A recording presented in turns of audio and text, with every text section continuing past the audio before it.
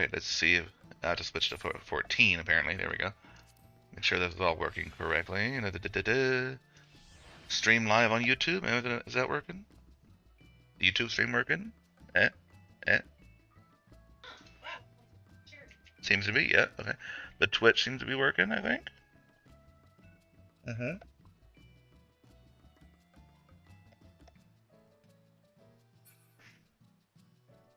Seems to be all righty then.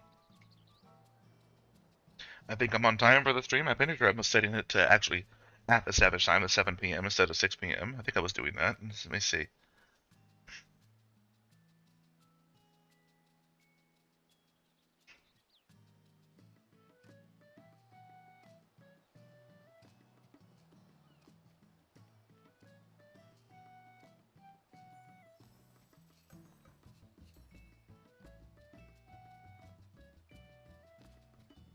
Let's take a look at my pinned screen schedule. Yeah, 7 p.m. I'm on time. Alrighty. Good for me. Good for me. So, pat on the back props. So, yeah. Welcome back, streamers, gamers. Anybody watching and lurking in chat, welcome back. If you haven't been here, if you've been here before. Yeah, gotta clear up my tongue. Apparently, doesn't want to talk today. If you haven't been here before, if you're just gonna stumble upon me by accident, come on in, and you can enjoy the shit show of me being a terrible ninja in a raid group. Because the plan today is, from what I understand, is to don't go along with the static. Assuming we have everybody on, Soul and Solia are both on, it looks like. How about the Bit Whiskers are on over in Sargentanus? Those guys that we plugged with at one time. Okay, Jay, Asura, Oswald, Renona. Everybody's online, it looks like. Only got 2 people in the voice chat, though, right now. Guess I should hop on into that and say hello and be friendly. Because the plan today is to go back to P5S, take on the big old beefy Proto-Carbuncle, and actually kick his ass as a group this time. Now, I did get the clear Sunday night after raid. I'm not even sure if I remember streaming that. I might not have. I think I just did it by myself. But yeah, I got that clear. I even, in fact, got super lucky with a necklace. I have a choker, less competition and all that. In the meantime, since then, I have managed to do my tokens for the week. I managed to get a good amount of my tomestones farmed, at least. Not all of them, but a little bit. To the point that now, I have the 620 item level weapons, finally. They're not as good, of course, as the 630 weapons from Savage, but hey, they're good enough. They get the job done.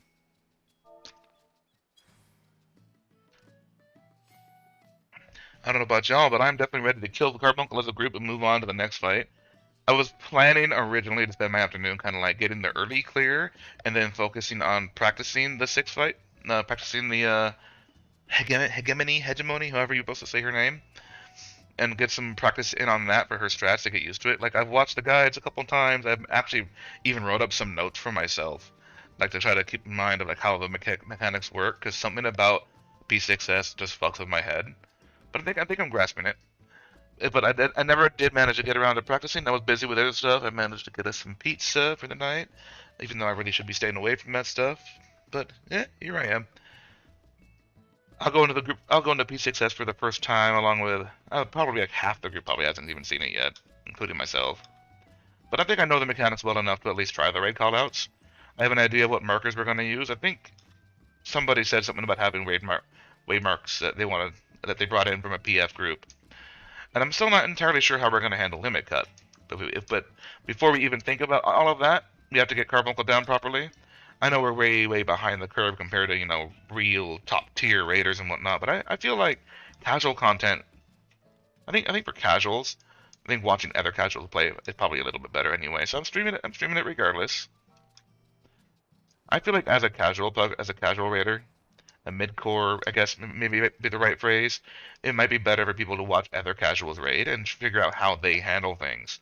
If you watch how a top-tier raider, like, I don't know any of the top-tier raiders. I mean, if you watch any of the top-tier, world ranking folks, the world first folks racing to their kill, how they do the fight, sure, you can kind of mimic what they do, but a lot of the time they have specific reasons and specific comps to match those reasons for why they're doing a certain thing a certain way.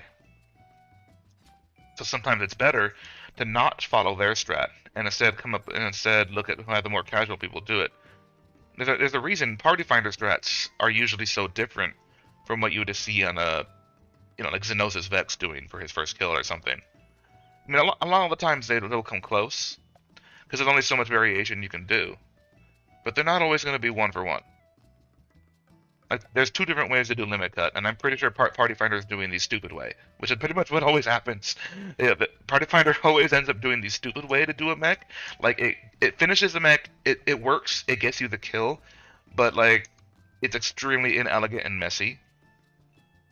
Like, they do it the stupid way so that Party Finder pugs who don't know each other can just, handle it without having to really coordinate, kind of thing.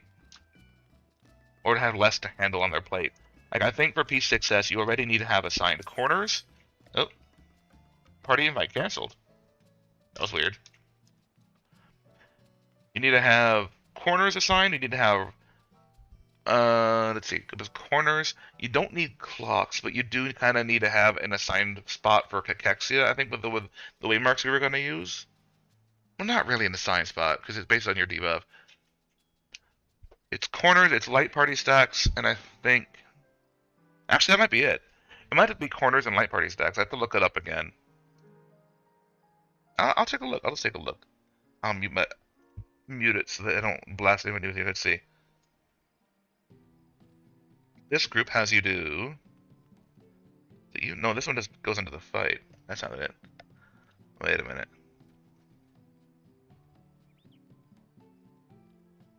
How did it go? Let's see. You need corners, you need light parties, and you need roll stacks. Roll stacks, they don't necessarily need to be assigned anything. I mean, you know your role. If you're DPS, you're DPS. If you're tank, you're tank. But yeah, they're basically just corners and light party stacks. Instead, you don't really have a clock necessarily. Like, there are light markers that you could put clocks on technically, but you don't have an assigned clock.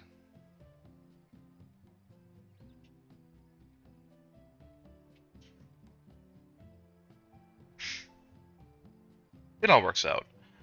But I mean, I guess if you wanted to do this a dumb way with limit cut, well, I guess it's called pathogenic cells here. There is two different ways to do it. That's the mechanic I'm thinking of. There's two different ways to do pathogenic cells, and there's kind of an inelegant, stupid way to do it that gets the job done. It just isn't clean, and isn't optimized for spreadsheet numbers. If you catch my drift. Or you can go to your numbers that match the dots over your head and kind of swap out like that. And that works too. But yeah, that's how it tends to work in Party Finder. They always manage to find a dumbed-down method of completing a strat. And I mean, Brain Dead strats can often be better, but not always. So where's my invite? My invite was cancelled. I guess I'll just hop into the... Yo, what's up, everybody?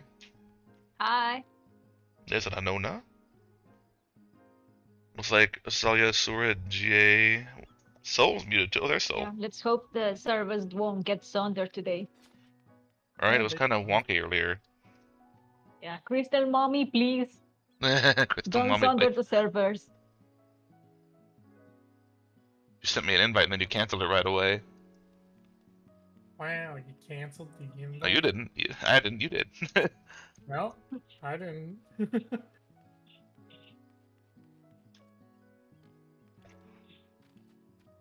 Pretty sure there's no invite cancel on my end.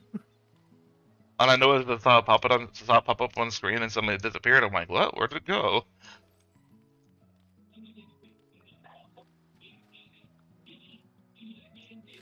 Sudden internal crisis.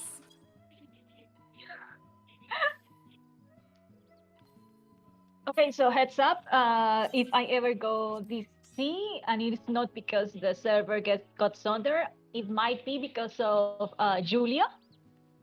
Huh? What's Julia? Yeah, the tropical storm. Oh, shit. Oh, right. I forgot about that. Oh, man. Hello. Hello. Alright, and that makes everyone. Hello, everyone. Yeah, heading down there in Costa Rica, over the Caribbean Sea. Alright, just trying to make sure everybody's gear's all, repaired and whatnot. You got food Yeah. and pots. I think I have food today. Let's see. Oh, Festos. I did not have a card yet. Okay. Yeah, got myself my carrot pudding. We're all pudding way now.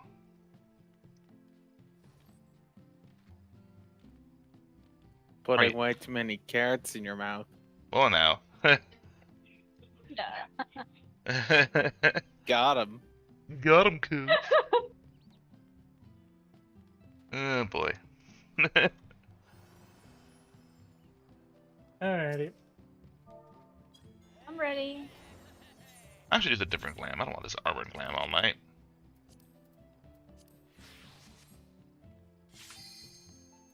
Let's see if we can remember how to do this. That's the real test of the evening. Let's see if I can remember how to do P5S, let alone the rest of the group, let alone callouts. Because I'll turn off my push to talk for the sake of that, huh? Alrighty. Uh-huh. Well, let's see if we all remember how to do this. Push something wrong thing. I believe I was northwest. Hey, why the hell does it not like me doing stuff? For some reason, it does not like me accessing Raid Finder. Normally, I think what I have to Check on that where it says purpose. What do you have selected there? Yeah, purposes due completion. Switch to practice. yeah, switch it to practice. Alright. I don't know why it does it that way, but it does. Yeah, I hate this thing sometimes. I had the same problem with Barbaricia. Like, I couldn't put us into it unless I put it as practice. Yeah. Small indie company, please understand. Small indie company. Sure. Oops. Everybody kind of remembers their clocks, right? Yeah. Where's the signs at? Let's see. That looks right. I think you were 1 and 2, right?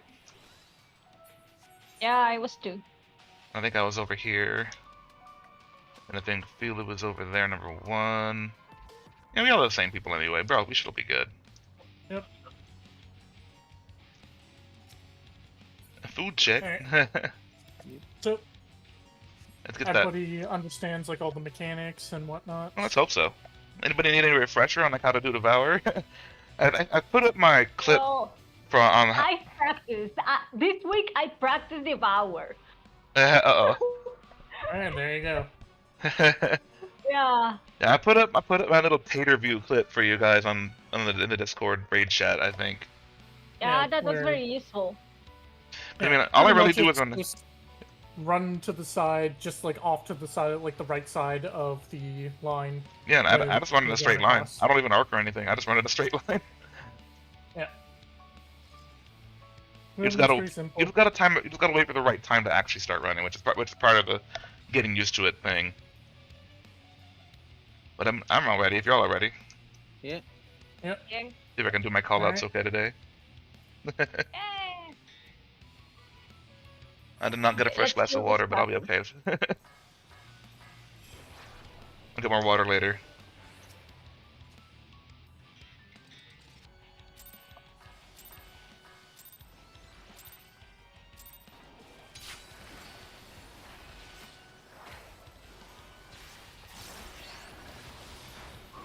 Alright. Get our opener in there. Here comes the first raid wide, that's just a simple Sonic Owl. And we're gonna get the Ruby Glow 1. Just gotta find the safe spot there. Kinda gotta mentally refresh myself as I go, too. Just look for it looks like it's gonna be number 2. Yeah, number 2. Watch out for the green puddle in the middle. Don't wanna touch it. It's dangerous. And I forgot to set back the legacy controls. Oh well, I'll manage.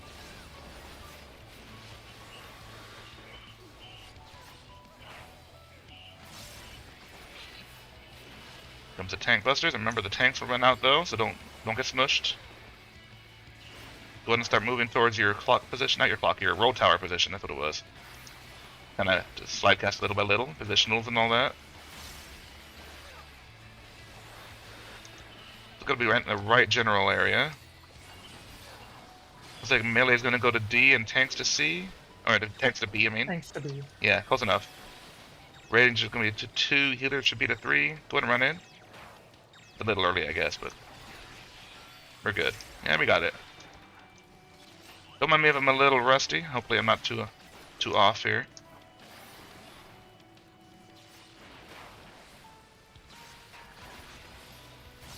Here comes the tank busters. Yeah, we got that down. Got a lot of faith in our healers. They know what they're doing. Here comes the second Ruby Glow. It's a double rush.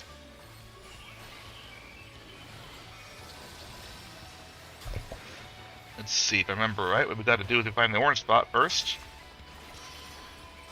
And then look for his butt. Okay, we have to start on the orange side and make sure you knock back protect right about now. Should be fine. Go ahead and run through.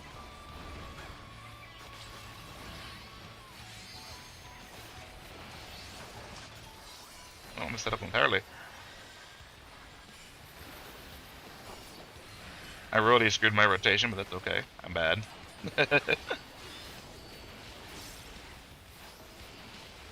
Ain't gonna be getting no good numbers today. That's okay. Ruby 3 coming out.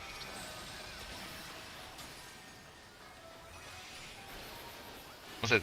We start with evens, and then we go to odds, and then the save point for the third hit should be number 3. So we start evens, go to odds. Wait. Now go through. Leave odds. Stay in 3. Run across diagonal. There we go. I remember now. Make sure you get kind of towards your clocks, as we're about to have a Squall Surge. Tank Buster first. Always watch out for your Tank Busters.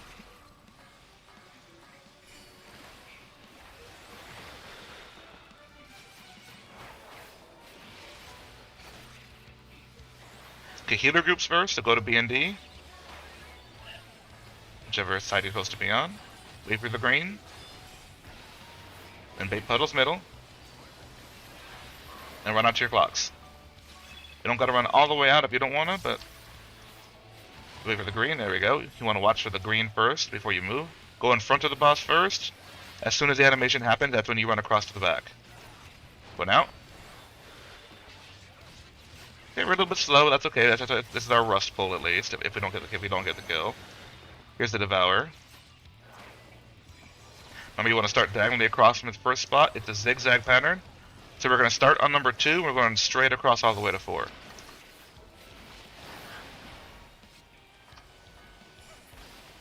1, 2. Now, sprint and run.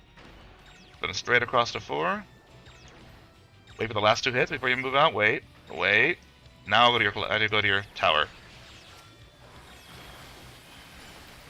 Okay, a couple people did manage to get clipped or mess up something. I'm not sure exactly what. I think somebody did get clipped. That's okay. We're just starting out for the night. Just a little rusty. That's all it is. Oh, I took the melee hit, so no. Oh, okay. Maybe just... Oh, I didn't get my copy today, did I? Oh no. Yeah, we gotta clean that coffee maker first, but oh well. Alright, that's not too bad for a rust pull. We went all the way to Devour at least before we really messed up. But remember, for that zigzag pattern, pretty much, I mean, you pretty much just run in a straight line. But then after you get to the other side, you kind of want to sit there for a little bit and make sure all the blue pillars where he's going to bite next are gone before you run out to your roll towers. That's one of the things that I kind of picked up as I was watching my clip the other day. Is you want to wait for Devour to be completely over before you run out, because you might get clipped again. Like, you ran across, you did it correct, you were safe on the other side, then you run out to your roll tower, but oh no, he's still jumping. So just give it a minute, wait for the blue, like you see these blue pillars of light, that's where he's going to be jumping and biting to during Devour. Wait for those to be gone. Yeah, there's plenty of time between Devour and towers anyways to get to your tower spot. And no need to panic, you can see the bubbles going around them. As long as it's not yet 10 bubbles and exploded, you're fine. And you can definitely pop sprint early. It should last a good amount of time. Alright, let's go for another pull. Hey! If I do happen to be talking a little too fast for anybody, let me know. I'm not trying to motor my way through. It comes out that way sometimes. Asalia is absolutely correct.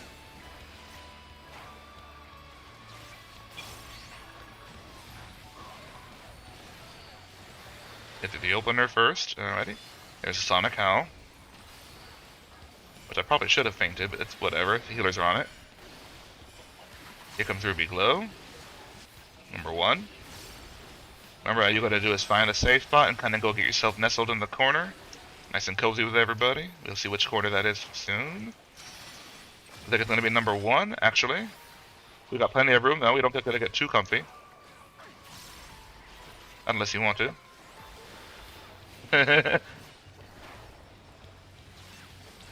But stay away from the tank for sure though, because he's gonna get his little poison spread thing that's going on soon.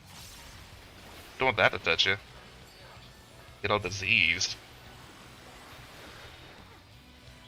There we go, tanks right now. Alright, go ahead and start moving towards where your roll towers should be at. Or do your positionals as best as you need to, you know? Whichever one. Just kind of know where you're going to go next. That's all it is. There we go. It looks like melee can stay on C, but tanks will go to B.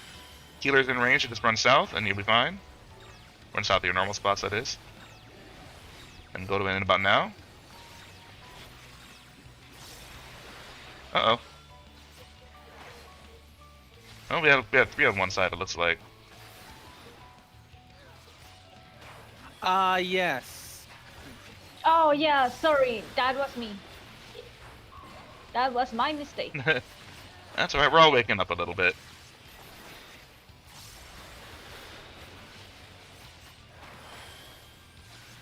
Because I can go over that if we happen to wipe again. We'll see. That's recoverable though. There's Ruby Glow number 2, that's the double rush. So find the orange spot first, and then look for which way he's facing. Alright, we can stay on the safe side, we're good over here. Go ahead and knock back protect now if you need it. He's gonna come back on in, and there we go.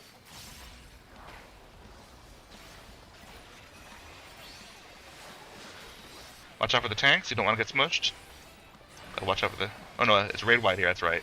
I'm thinking of the next one. I'm thinking of number 4, I think it was. I'm thinking of 4 and 5. Close enough. Alright, we're gonna take the Ruby 3. Yeah, this one's the only one that doesn't have a tank buster. I keep forgetting that. Okay, we're gonna start with odds. Odds to evens, and then we gotta go to number 1.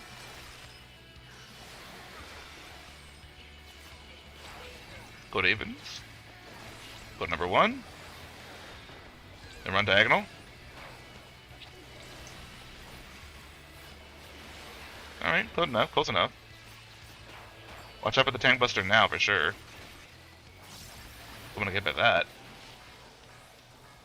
Now kind of start moving towards your clock position. Remember, be mindful of the tank.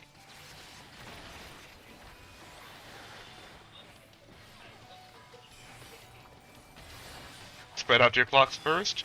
Just kind of make sure you're separated from everyone else, and then kind of stay spread until the green happens. Run into the middle. Now to light party stacks. Remember, stay here until the green goes. Wait and stay. Wait for it. There you go. Now it's gonna be tail or claw. Tail. He's gonna do tail first, so stay in front of him. Wait for the animation, and then run through immediately. Now the timing on that takes a little bit of practice. You've got to, like, as soon as you see the animation happen, that's when you want to run through. We're going to start from number 1 until we see the pattern. Alright, it's going to be zigzag again, so we're going to run from 3, from 1 all the way to 3. From 1 all the way to 3. I have added backwards for a second there. And stay Wait for 2 hits. 1, 2, now run through. Run straight across. All the way to 3. No, wait here for a bit. Wait on 3 for a bit. Wait for the last hits. Wait. Now with your troll towers, okay. Exactly. Yeah, it takes a little patience getting through that one.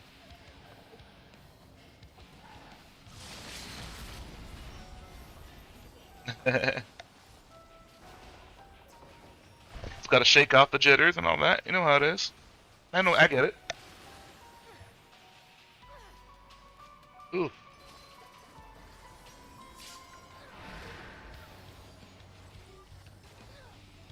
And you it's gotta have very precise timing, I guess. The Devour. Kind of frustrating. Here's the double rush, but we're hitting the wall anyway. Not the double rush, it's the one after Devour, it's number 4. Close enough. Yeah, basically, barely the slightest, can still get you. Yep. Remember, whether it's zigzag or circle, whichever side you start running from, you pretty much want to start like right on this corner, where the potatoes at. You see like number 3. You pretty much want to start like right on the corner, and then you just run to the opposite corner on the other diagonal. Like you see where the you can just like straight down the line, and you can just run to that diagonal, and that's your end point. Yeah, That's pretty basically much how I what see I it do. as. Hey, Jake. Go ahead. So, what I see as like probably kind of like more safe-ish kind of spot is when you're like about like right between here and here.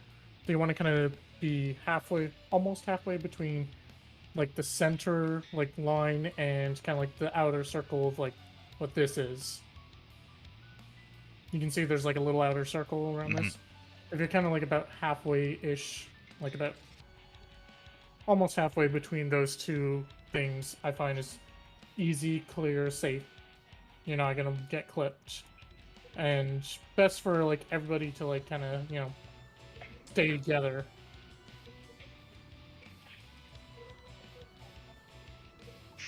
Yep, that's exactly right. Yeah, that's exactly right. You just don't want to you don't want to end up going too far to the right or too far to the left. Because if you like arc like this way, and you start running like this, you're probably gonna get clipped. You really do want to just like run straight down the diagonal like that. Hopefully without me pulling the boss. Yeah, anyways, so Asa is asking if they can. If he wants to try it. Calling out Devour. Yeah, go ahead, Asa. If you want to try calling it.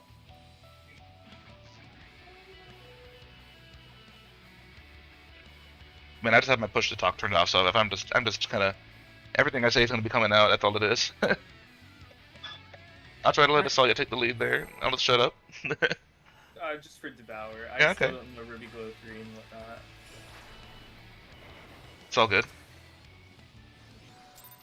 Get through our opener first.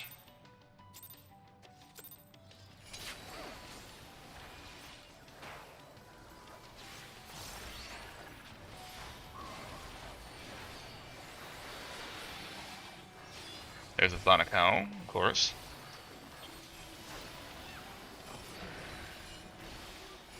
Here comes Ruby Glow number 1. Remember, all we gotta do here is find which one is safe and go hang out in the corner there together. We're all good buddies, right? Looks like it's gonna be number, number 3, yeah. Watch out for the green puddle in the middle, you don't want to touch that. Soul almost touched it. And it's called flirting with death. Exactly. You're a tank Sounds anyway, you do it foolish. you do that every day. That's his job as a tank. That's all it is.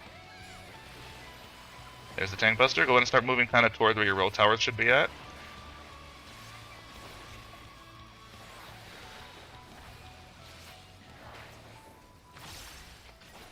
Alrighty. You want to be in the right area at least. There you go. Looks like tanks are going to go to D. Healers should go on 3. Everyone else kind of goes to the normal spot. Going to run in like now. It's a little early, but it's okay. There we go. We got this. We know what we're doing. Tank Buster going out on J there. Just make sure you don't get smushed by him. Alright, Ruby Glow 2 is going to come out next. We have a little time before that happens. Remember, Ruby Glow 2 has the double rush.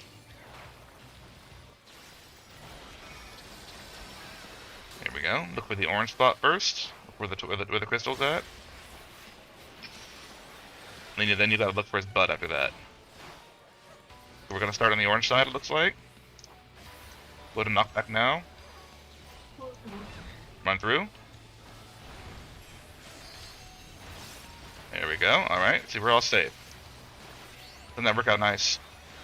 There's a Sonic Cow.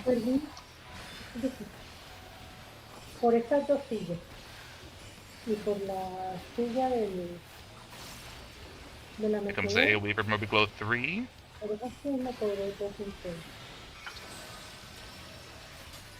We've got to look for evens or odds first. Todos los cerros que no. Looks like it's evens first.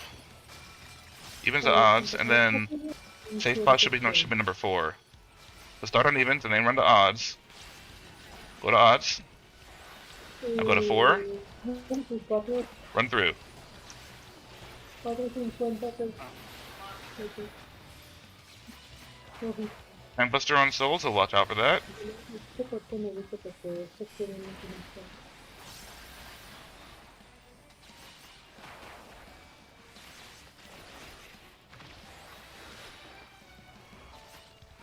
Alright, we're gonna make sure to get towards your clock position. Never mind, it's gonna be healer groups first. Healer groups, go to B and D, whichever group you're supposed to be on first. And I'll go in with the Bay Puddles. Now watch your clocks.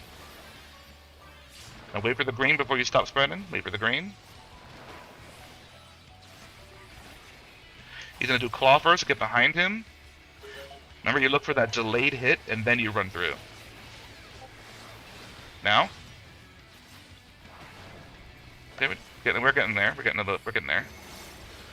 Here's Alright, Devour, go diagonal where it's spot, so 2. Circle. Alright, circle, so move clockwise. As soon as it starts, move clockwise again, so move clockwise. Now go to 2.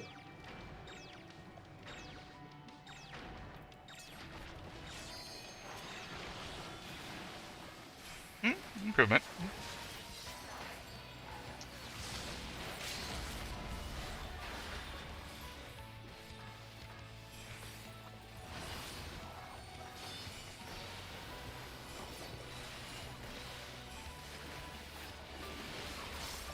There's Sonic Cow. Becomes, I think, next is Ruby Glow 4, if I remember correctly. Oh, no, we're dead. Close enough.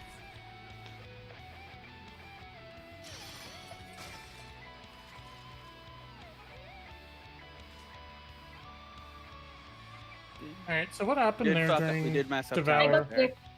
No, I got clipped when I was running. Yeah, because I thought I saw somebody like running like way out instead of like running like with the group, and then I saw somebody getting clipped by that. Yeah, that was me. Okay. Also, So- food check. Yep, your food might be running out by now. Who knows? Yeah, either way, I mean, I saw somebody just going away from the group. Hope everybody needs to stick together for that part. Yeah, just follow me. Pretty much just everybody stick together, and that way we have a lesser chance of getting Yep. clipped. Yeah, it does help. Definitely follow the people who know where they're going. What can happen though is if you're following too far behind, you'll end up, getting clipped anyway. Yeah. You can't necessarily rely 100% on following someone else. Eventually, hopefully, it'll click, so you can know in advance where you're running. But, I mean, for the most part, Devour, all you got to do is find where you're starting from, and then run diagonally across and follow that line.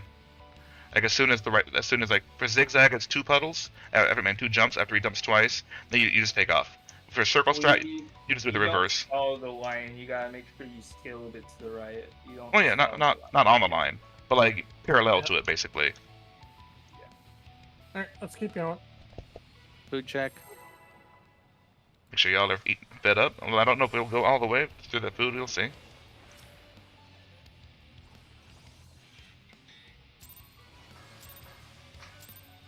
Alright, let's get through this nice and clean. Nice clean opener.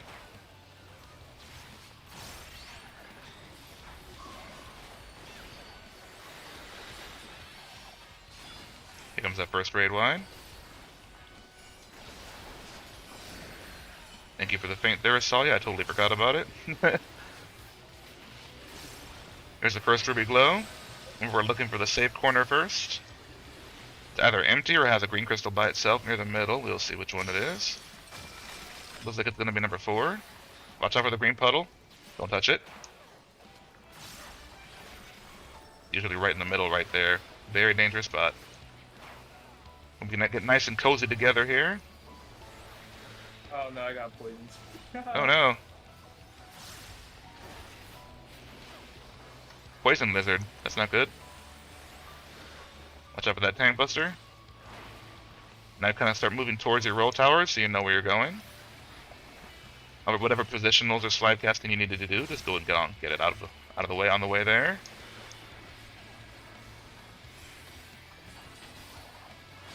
Alright, melee and tank stay where they are. Healers and range just kind of go south in the normal spots. Healers on 3, ranged on 2. And in now.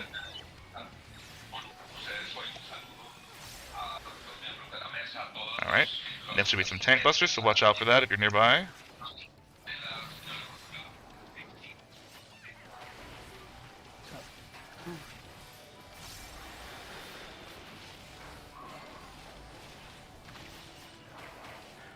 Alright, here comes Ruby Glow number 2 after a good minute pause. You got time to pew pew for a little bit. Okay, here comes Ruby Glow 2, that has the double rush. You gotta look for the orange crystal first.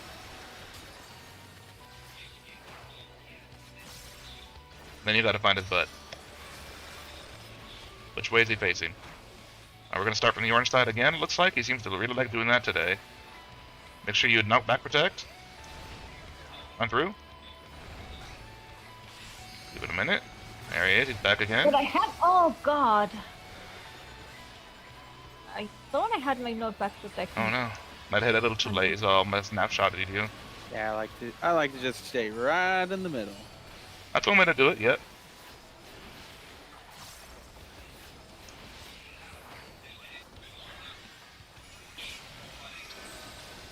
Alright, here's Ruby Glow number 3. You're going to start with odds, and then you're going to go to even, but start with odds first. And the safe spot should be number 2, it looks like. Yeah. So start with odds. Go to evens. Now we're number 2. Now run through. There we go. We're doing alright, we're doing alright. There's always improvement to make, but we're doing pretty good. Make sure you kind of get towards your clocks. Yeah, the tank buster just went out, so get kind of towards where your clock is at. Be ready for either clocks or light parties. We'll see healer groups first, yep. Light parties first. He's not changing a whole lot today, is he? Wait for the green. Now go middle for puddles. And run out to clocks. And stay in your clock for a bit and wait for the green to go out before you move anywhere else. There we go, green went out. Either claw or tail. Tail first, so get in front of him. As soon as the animation happens, that's when you go through. Now. I don't even wait for the animation to finish. As soon as you see the flash of it, go ahead and go across. Alright, Devour, go to 1. Circle. Circular, so move clockwise to 2. As soon as it goes off, go to 3. 2, 3, Alright, now pop your sprint. 4. I got move it. to 1. There's a last hit. Wait, There we go. and then go to your spot.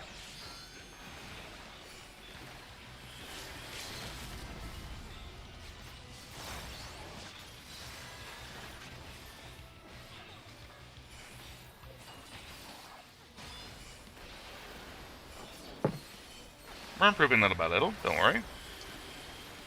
Now stay positive. Right here's Ruby Glow number 4. If I manage to live through that. Remember, we gotta find a side that has only 2 crystals, and we gotta turn them green. So we're gonna be on the D and C side. Remember, party 2's on the outside, party 1's on the inside.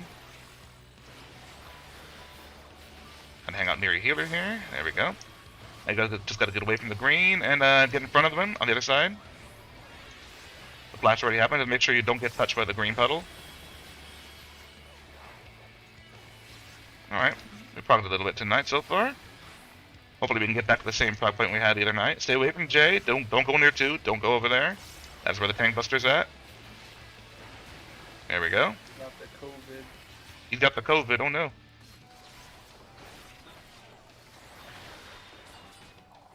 Alright, next should be Ruby Glow number 5, the hard one.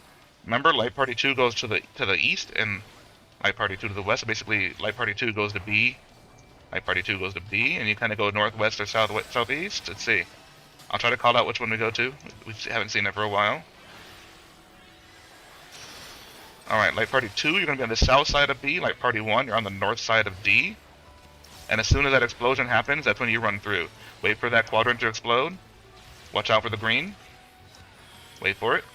I run through, go to your spread spot, if you're hopefully you remember where they're at. I just touched the green like a moron. I died.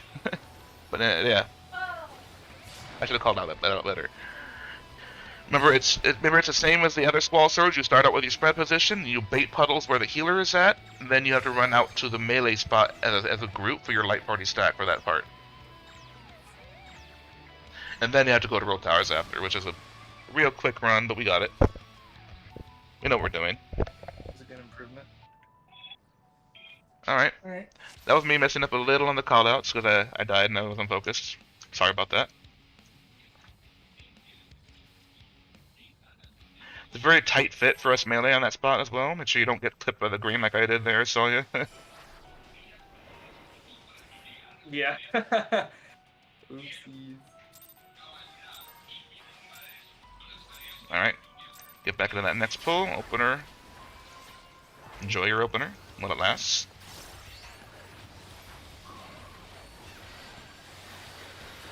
Alright, here comes the first raid wide. Alrighty, now Ruby Glow number 1 coming out. Fields and heals, etc. Alright, Ruby Glow number 1, we're going to find the safe corner. Whichever one that is. Looks like it's going to be number 1. Watch out for the green puddle right there in the middle, don't touch it. Want to make sure y'all keep your feet clean, that's all it is. Ooh, that was a close call there. Damn, long one. Kinda close there. Stubby little, almost. Wait for me, I got little legs. There's the tank buster. Alright, kind of start moving out towards your roll towers a little bit. At least know that you're going there next. You don't have to hurry there just yet. Make sure you're getting in the right direction. Alright, melee's going to be on C. Looks like tanks will be on D. Healers go to 3. Range to 2. I think I said that correctly. Go in now. Alright, we got it covered. Alright, we're all good. That should be some more tank busters. Yeah, there it is.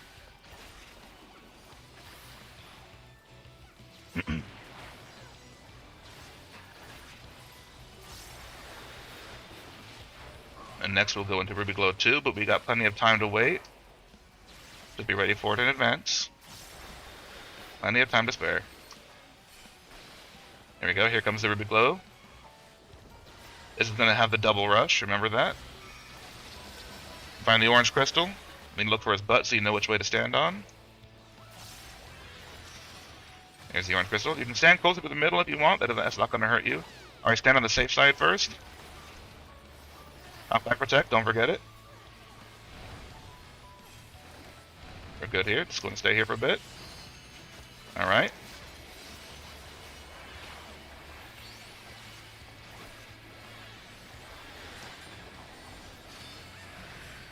We all made it through. We're doing good. We're doing great. Next should be Ruby Glow number 3. Remember that one starts out evens or odds, and then we got to go to the alternate. You really need to know the first and third section, really. Which spot starts out? Let's see. We're starting with odds first. To start in an odds quadrant. And the safe spot should be number 1. The odds, evens. Put number 1. I run through the diagonal. There you go. Oh shit! I almost messed up myself. I have to keep forgetting to turn my legacy controls back on. Tank buster, so watch out for that. Don't be near the tank. You don't want to get smushed. All right, now kind of go towards your clocks. At least be ready for that.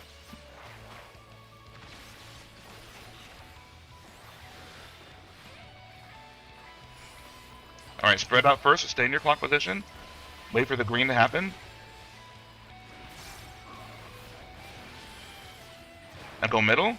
Bait the puddles. Now go to light parties.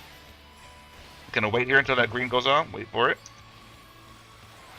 I'm gonna do tail or claw. He's doing tail first, so get in front of him. Wait for the animation and then run through. Wait for the animation. Now. There we go. Nice and clean. Oh no. Messed up just a little bit. That's alright. Almost at it. Circle. Alright, this is circle, so move clockwise to 1. And as soon as the first one goes off, we're going to move clockwise again to 2.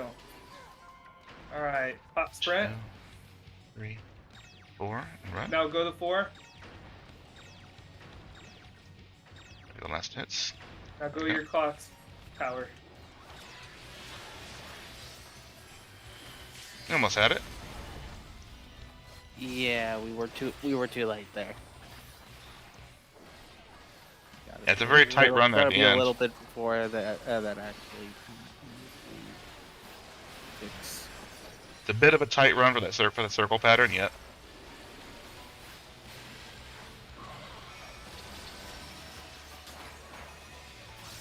Here's your big glow number 4. Remember, we're going to the side that has 2 crystals. So we're going toward B and A. Remember, light party 2 stays out. And light party 1 goes closer to the wall. There we go. Let's stay away from those green puddles. Don't go across yet. Don't go across yet. Okay, now stand. Okay, stay on this side anyway. We're staying on this side anyway, so we're good. And now watch out for the green. That's all you gotta watch out for here. Stay away from the tank though. Don't get near the tank. He's bouncing up and down on number 3, so stay away from that. Alright, here comes the other half of the tank buster. Now next we're gonna go into Ruby Glow 5.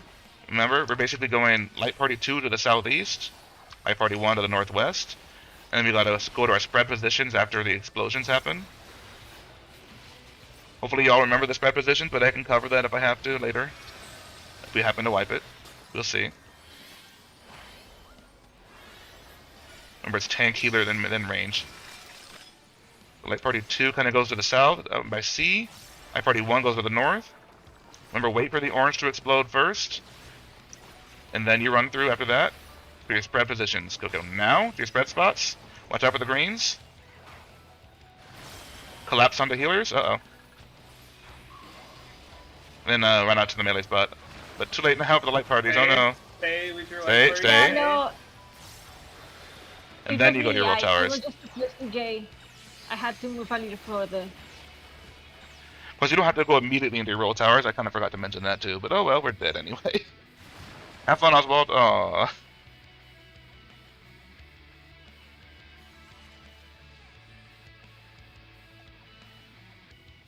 Alright. It looks like pretty much everybody had their spread with how it works out. But remember what happens is after the orange explodes, you run out to your spread spot, so melee kind of go here, tanks kind of go like right over here, healers in the middle, and then range out to the corner. Then as soon as those go off, you collapse in onto where your healer's at. I know we were dead at that point, so nobody messed this up. I'm just reminding y'all. You collapse on your healers, you drop puddles, and then you run up to the melee spot, and you stay there until the green happens. That's why Soul was kind of shouting out to stay, or whoever was shouting out, somebody was. That's why you stay here until the light party explosion happens. You see more green happen, basically. And then you're free to move to your roll towers, but you don't have to go immediately into your roll towers. You can see the bubbles. You got time after that, so don't panic and run out. Is anybody still struggling a little bit with any of the earlier mechanics? Y'all need any refreshers or advice on that? I Devour, maybe? We kind of know what we're doing with Devour, right? Yeah. Remember, all you gotta do is... Remember, with Circle, what's gonna happen, remember, is like... Let's say the bite mark is on number 3, that's the first one, right? what's going to end up happening is we will start out at number 1 while we look for the pattern, but then we see it circle. So we run over to 2, we hang out over here, we wait for that first bite to happen, then we run into where it was. And we kind of hang out like around here, like around on this circle, right under the waymark. You kind of hang out in this spot. Ideally on the right side of it. You wait until the 4th bite happens, which should be somewhere like right around here, all the way to the, like right next to us. And that's when you sprint. Well, you should sprint before that, but that's when you start running across all the way to number 1. And it's just a straight line, just a straight shot. It's like if you start far enough back to not get clipped, then all you gotta do is have a straight shot to number 1 and you're fine. Everybody's got that, right? We all got this. So remember those jumps, those bites that he does during Devour, they're huge. Take a lot of space.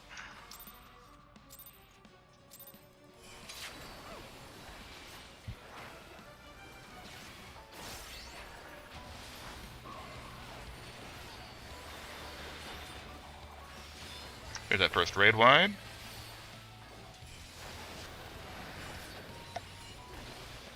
Here's Ruby Glow number 1.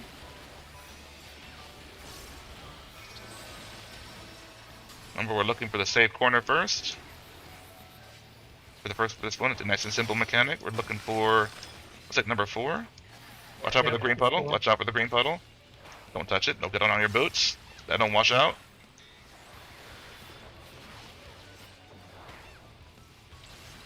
Very tight fit here. I'm gonna hug together. One little tater stack.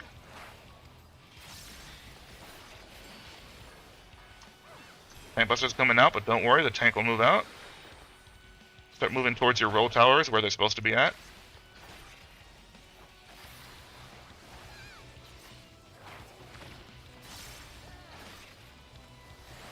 Get ready for that.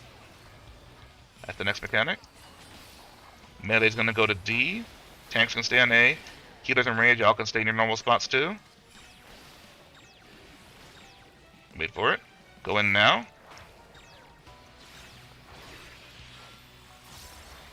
Alright, we resolved that pretty smoothly. Nice and clean. Good job. Tank Buster going out, so watch out for that. Don't be near the tanks.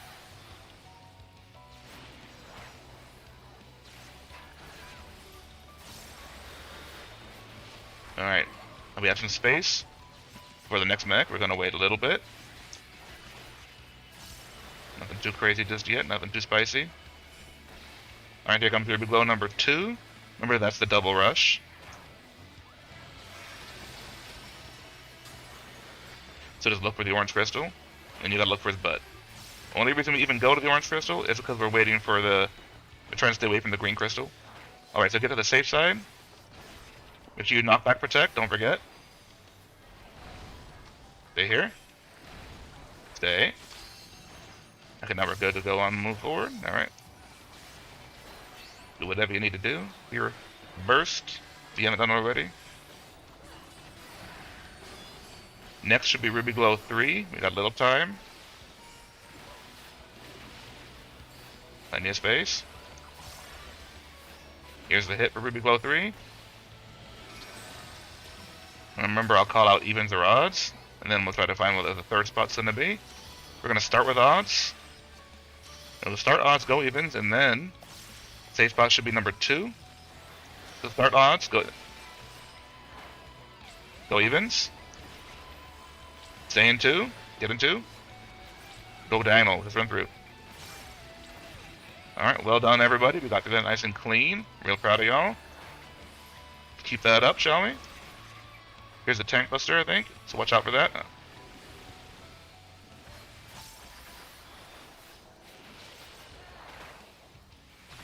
Okay, get to your clock positions, be ready for that, it's about to happen. Healer groups first, so go B and D. Wait for the green, wait for it. Now go middle, bait the puddles. Run out to your clocks now. Stay there for a bit, wait for the green to happen again. Now it's going to be claw or tail. He's doing tail first, so get in front of him. Remember, the animation is when you go through. Now. Alright, we got that nice and clean. Well done, everybody. Here's the Devour, nice and clean. Devour, go to 4. Circle. This is circles, so move clockwise to 1. As soon as the first one goes off, we're gonna move to 2. Move to 2 now. Wooden pop sprint. Alright, pop your sprint now, and now move to 4. Wait for that last hit. Alright, you may There now you go. go to your tower. Assuming we're not clipped. Let's see who got clipped. Somebody did. No? I think Jay got hit. That's all good though. He's a tank. He's fine. Freaking tank privilege. Just need him up. Better. We still need him up for the next bit, though. The next should be Ruby Glow number 4.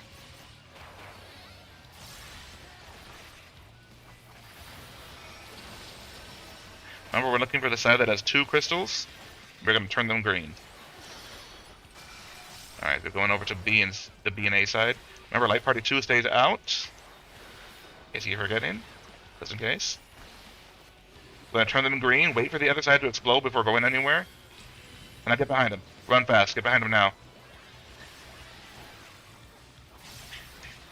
Fortunately, it's only the back half of him, so nobody got clipped. I stay away from the green spots, just gotta watch out for that. And stay away from the tank, too. Don't be near the tank. Tank Buster's going out.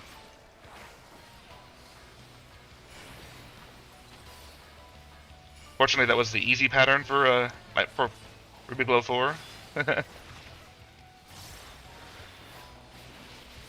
Next should be number 5. That's the one that's a little bit more messy, but we can get through it. Remember, Light Party 2 will go to the east, and Light Party 1 to the west. And we just have to rotate clockwise if we need to. Let's see what happens. Make sure you know which side you're on. Okay, we're gonna go Light Party 2 to the south, Party 1 to the north. Make sure you're on the correct side of the orange. Wait for that orange to explode before you run through. Watch out for the green. Get these spread spots. And collapse on your healers. Up. Run to melee spot. Run to melee spot. Ticks. Stay together. Stay together. Stay. Protect me so. There we go. Oh. Nah, server ticks. Oh, we're okay. Well done, Asalius. Not for long, though. Not for long. The roll tower's gonna get you dead for sure. There it is. I thought I was gonna die to the tank stat. We basically have the movement correct, though. We just gotta get the hang of the damage going out there. That's all it is. Yeah, We're getting past Devour, though. So Oh, yeah. The Light Party explosion does take a good amount of time to actually go off, so wait for the green to explode before you run away from your healer. In that part. It takes a couple seconds. We're doing alright on Devour. I think only one person messed up, and honestly, I think for all I know, he messed up on purpose. Whatever. He's got tank privilege, he's fine. Alright, let's keep going, guys. But yeah, well done everybody, getting through that Devour alive. 11. 10. Hopefully you're getting the hang of it. Okay.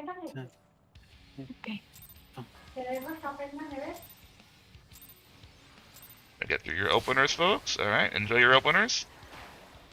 The easiest part of the rotation.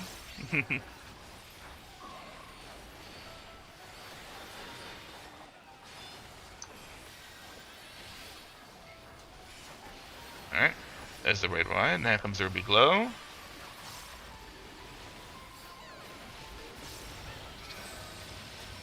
Remember, we're looking for the safe corner first. Actually, that's the only thing I can look for, the safe corner. It's gonna be number 1. Just watch out for that green puddle right in the middle, don't touch it. If I want to touch it. I wouldn't recommend it. Do not lick.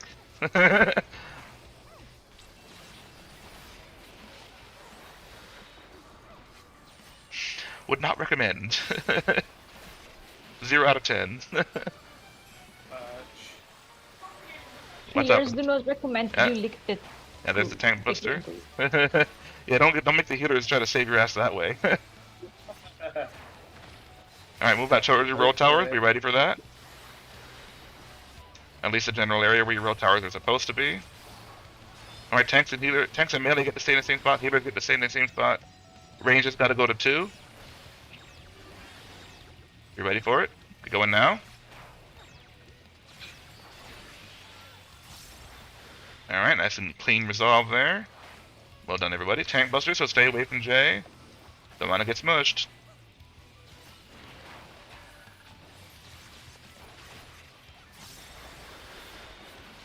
Alright. Here comes Ruby Glow number 2, but we have a lot of time between now and then. We've got a couple seconds. Plenty of time. We can wait. Just pew pew pew. Here comes the hit. There's Ruby Glow number 2. Remember, this is the double rush.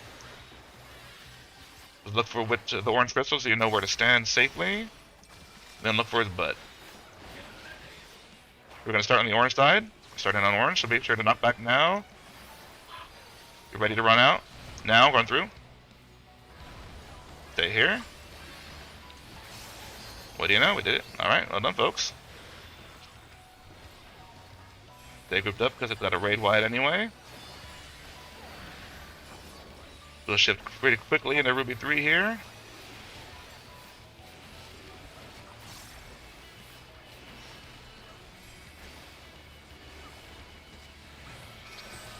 There's the hit for Ruby 3. Now we just gotta look for evens or odds. We're starting with odds, and we gotta look for the save quadrant. Which is gonna be number 2. We'll start with odds. Go evens. Get in 2 if you're not there already. Run through diagonal. Oh, someone ran through a little early. That's alright. Tank Buster on Soul, so watch out for that. Dangerous spot to be. But start moving towards your clock position. So be ready for that. It's not going to happen just yet, but you got time. You got some time. Just getting in the right general area. Alright, we're going to stay in clocks first, so spread out. Make sure you're in a safe spot. Spread out from everyone else. Wait for the green. Wait. Now go middle. Bait the puddles. And run out to light parties. Wait for the green. There we go. Now what? Tail or claw? Tail first, so get in front of him. Watch for the animation. Watch for it. Now. Alright, well done. Well done. We're getting to Devour next. Devour. Go to 1. Yep. Gonna be zigzag. Alright, it's gonna be zigzags, so we're gonna stay at 1. When the second one goes off, we're gonna go diagonally, but we're gonna scale a little bit to the right. Alright, pop your sprint now and scale a little bit to 3. Wait for the last 2 hits. Alright, wait. Now go to your clock spot. One spot. Well done, everybody. Well done. Real proud of y'all. Real proud of you, Asalia, for helping out with the callouts. Gonna get some Sonic Howl here coming out.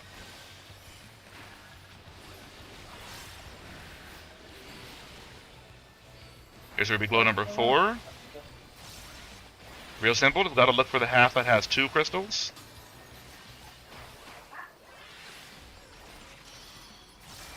Gonna be the B and the C side. Remember, Light Party 2 goes out and Light Party 1 stays in. Gonna hang out near your healer so they don't die. There we go. Now don't go across yet. Don't go across. Now get behind them. Run fast.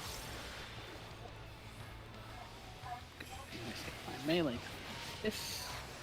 Alright, we're doing alright. Stay away from the green as well as the tanks, because Tank Buster's coming next.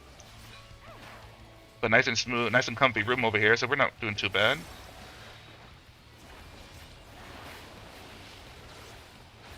There's the Tank Buster. We're going to go into Ruby Glow 5. Remember how that works. Light Party 2 will go to the east, and Light Party 1 to the west. Not the west, the west.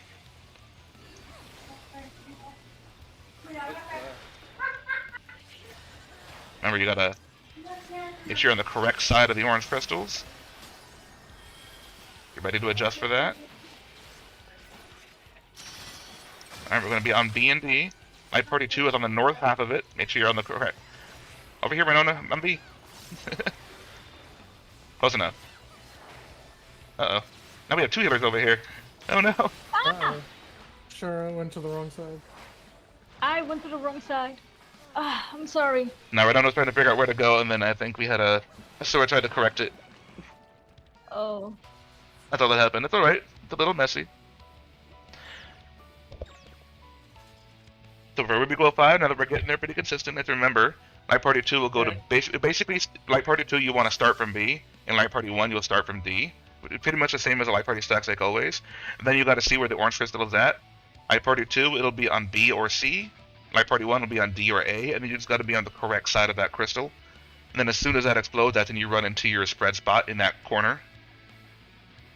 It's a lot going on the screen, so it can be hard to read at first. So no judgment there, I get it. We're all learning. No, you were doing all right. Renona was trying to find the right spot, and she was struggling a little bit, and you tried to correct, and that she corrected herself, and then you corrected it too, and then it all it's kind of just a little bit of a cluster. That's all right. It's all right. Nobody did anything wrong. So Ashura, just remember you are always sticking with the warrior with me. He was just trying to correct because I think Renona went to 1 first, and then she was like, oh shit, I'm on the wrong side. Yeah, And then they both tried to correct for it. What happened? Yeah. Arcera will always be in the D area, and then Kaze will always be in the D area. That's why I'm just trying to say that they keep it nice and simple. Light Party 2 will just go to B, and Light Party 1 go to D, just like we do with the normal Surge. Yeah, and if you're still unsure for Ruby 5, you're supposed to go north or south during that whole debacle, just follow your Light Party. That's all I can say. Yep. You're pretty much just gonna stand next to the orange crystal, whichever. Because like Light Party 1 does A and D, and Light Party 2 does B and C. Whichever one has the orange crystal, that's where you go, and then you just kind of hang out on the safe side of it. Whichever side wants to explode. You need to stand during all that for the squall, and then stack with your healer, and then stack north in the melee spot. And I don't blame anybody, because that can be an overwhelming moment. We see all this shit going on the screen. You're like, wait a minute, where do I stand for this one again? I get it. It's okay. Yeah, and it's always going to be a follow the tank to the right spot. Once that orange goes off, move out to your spread spot. Oh no! That was me. I have a little too much fun as a little short stack.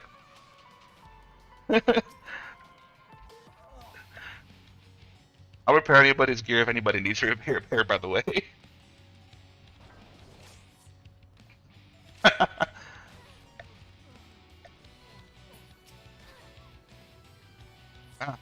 Stubborn, aren't you? You just standing there staring at me like, how dare you? Yes, food check. Just make sure you have food if you don't have it up.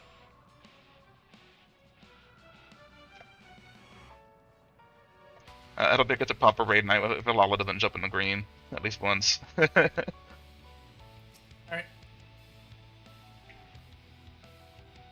Let's keep going. I'm ready. My body is ready. Carnbuckle just sitting there watching us as we strategize and fuck around a little too much. He's been very patient. I know, right? He's so patient. Here's the opener. All right, enjoy your opener, folks.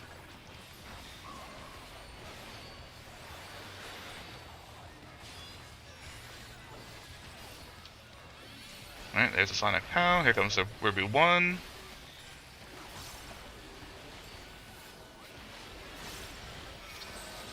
We're looking for the safe quadrant, remember that?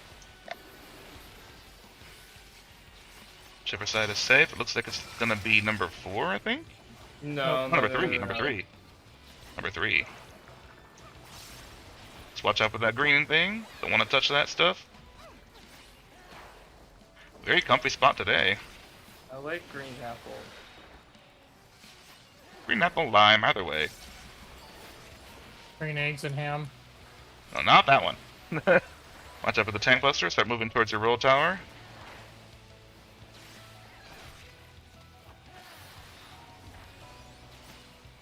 Alright. Make sure you know where you're supposed to be. Don't get lost about which side's north or anything. Alright, let's say melee is going to go to D. Healers are going to be on 3. Range will go to 2. Tanks can just hang out in their favorite true north spot. Go in now. Alrighty, well done. Well done. Watch out for that tank cluster if you happen to be in that area. Should be getting Ruby Glow 2 next. That's the double rush, but we have time, so just hang out for a bit. We're vibing. Just having some fun. There's the Ruby 2 hit.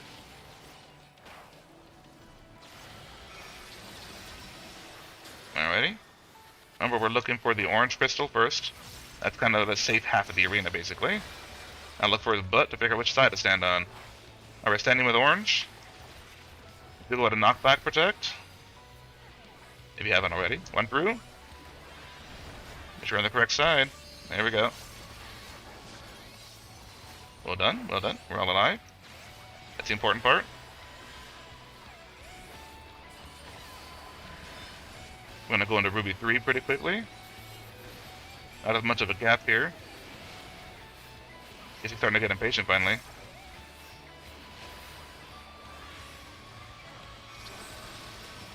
Alright. We'll look for evens or odds first. We'll see which one. It's evens first. We start with evens.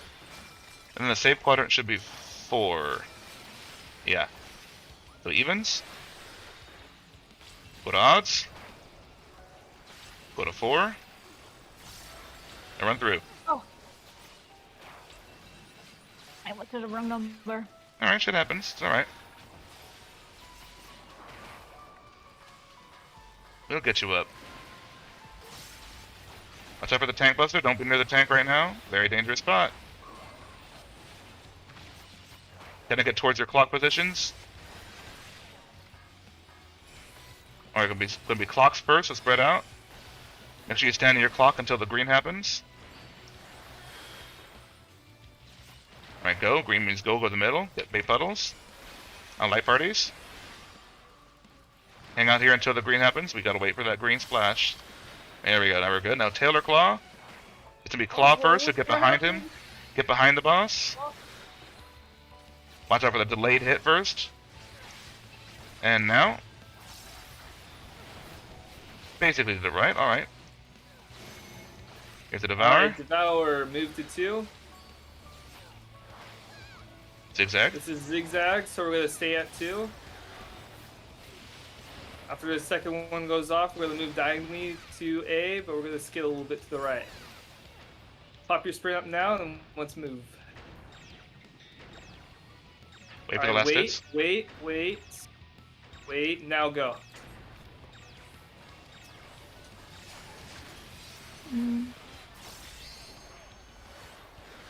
Why did we die? Not sure what happened. Oh, yeah. Yeah. Oh, I think that might have been me fucking that up. I think I ran past.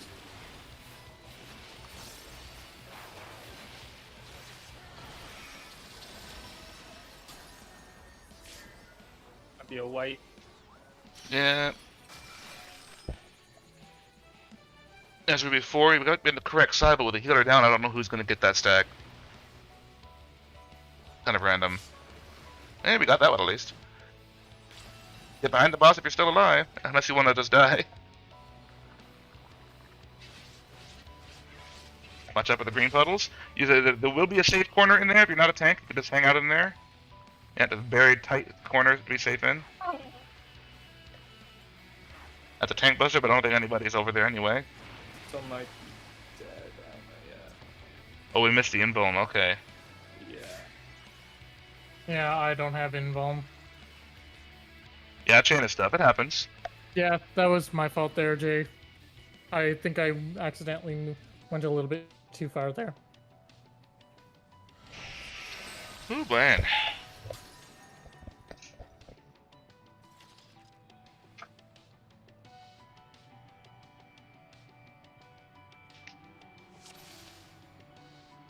Alright, just a bunch of different stuff happened. We're doing okay.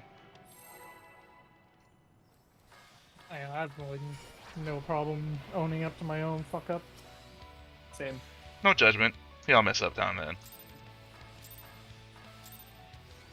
Get through that opener. A little lively. I remember my legacy controls finally. It's so nice. There's that first raid one. Put my feint out. Here comes the Ruby Glow number 1.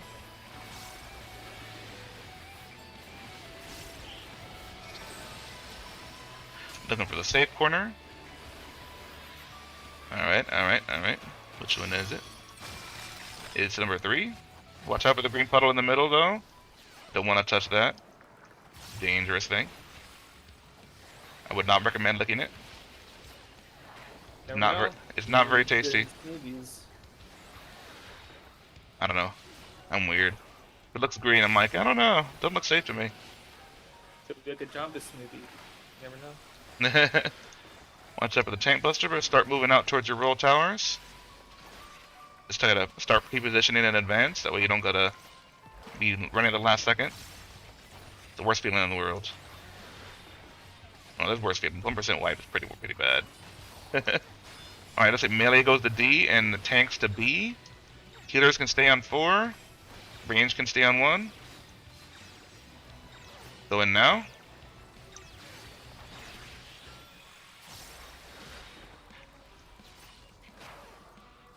Tank buster on J, so watch out. Watch out for the tank buster. Don't be near him. We're gonna get into Ruby 2 next. We have a little bit of space here to just DPS for a bit. We can just kind of vibe for a little.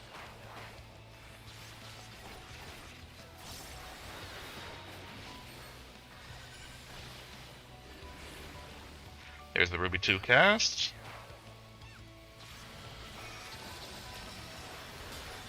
And look for the orange crystal. Then look for the butt. We're going to start on the orange side, unfortunately, again. Go to knock by protect now, nice and early. Run through. Wait for it. Not too shabby.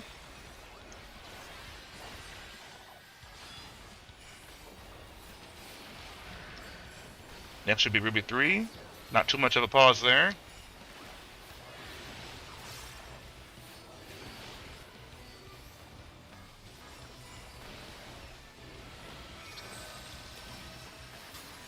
Let's look for the evens or odds, see which one it is.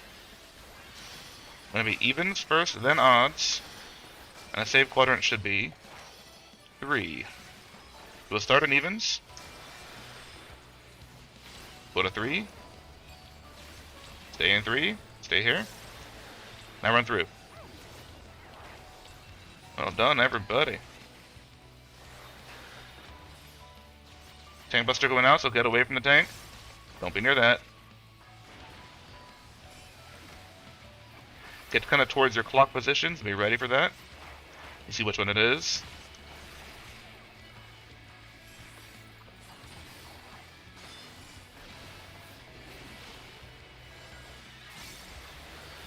Spread out, stay in your clocks. Now go in middle, bait the puddles. High party stacks, get out to the B and D. Now stay here for a bit, stay, wait for it. There we go, now let's see claw or tail. Claws first, so get behind the boss, get behind him. Remember you're looking for that delayed last hit, like he pauses and then has one last hit. Now. There we go. Now Devour, I believe. Yep. Alright, Devour. Go to 1. Zig. Alright, it's a zigzag, so we're going to stay at 1. Alright, as soon as the second one pops, we're going to move. Pop your sprint. Now go to 3, skate a little bit to the right. Stay. Stay. Stay. Now go.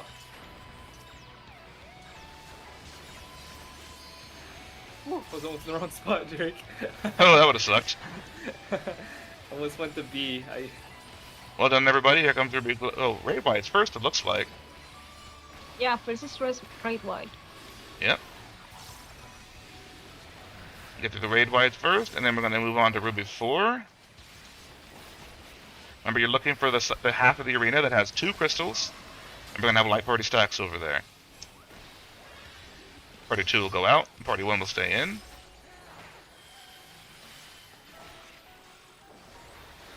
Remember, don't run to the other side too early, it'll explode.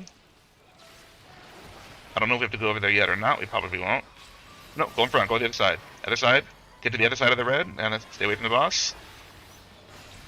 Now just avoid the green spots. We're safe to move anywhere else now. To stay away from green. And And tanks. stay away from the Don't be tanks. near the tanks, yeah. The tank will hang out on number 2, it looks like.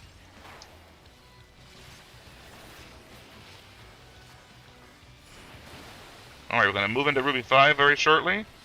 Remember, group 2, you're kinda near B. Group 1, you're near D. So kinda start pre-positioning now. That way you're not panicking in the last second. We don't want that. One nice calm, smooth run, right?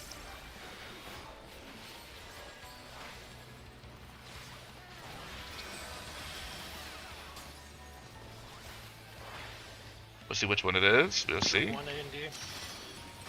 B and D. So group 2 just be on the safe side of B. Group 1 on the safe side of D. Wait for the explosion. Wait for the explosion. And go through the spread positions. As soon as you see the green happen, collapse in your healer. Collapse in your healer.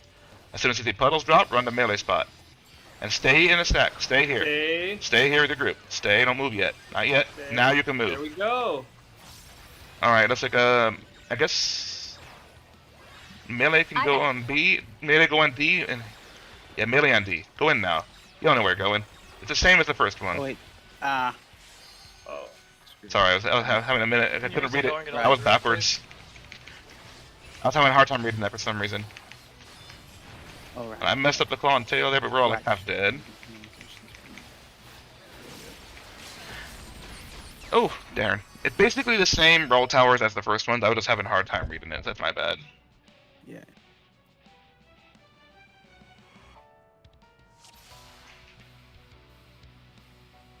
That was good though. Yeah, good. Yeah, We got through Route 5. Nice and clean, guys. And everybody stayed in the light party stocks. Well done. Yeah, we had a lot of time to adjust. That was just kind of like my brain turned off. I'm sorry. Yeah. Yeah. I clearly forgot about that tower. But it's the exact same as the other roll towers in the beginning, where basically melee will go to C or D. Well, basically melee go to C and tanks to A, and then adjust for that. And then the healers go to 4, and then Yeah. rotate kind of counterclockwise. Range will go to And 1 and then- rotate clockwise.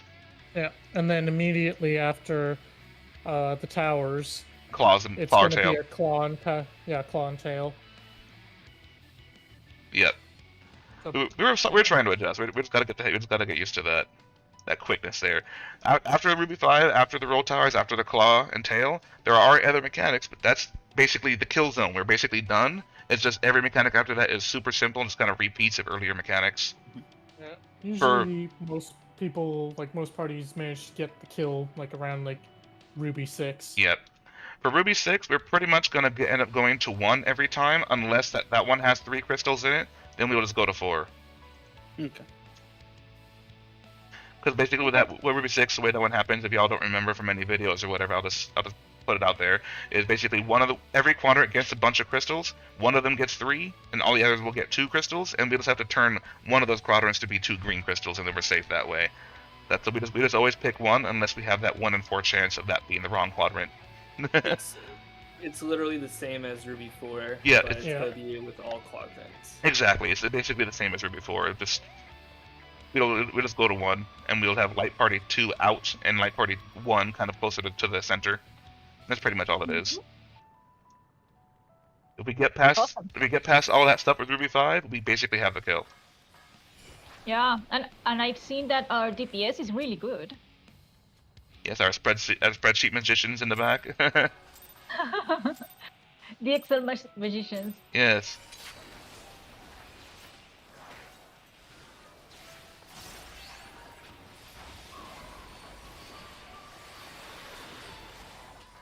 There's that first raid line.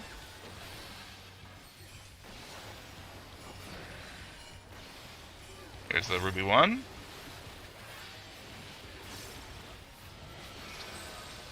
I look for the safe corner.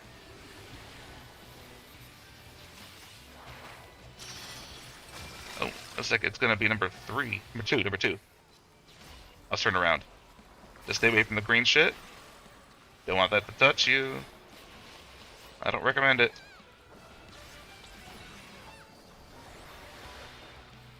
Alright, just hang on here for a bit.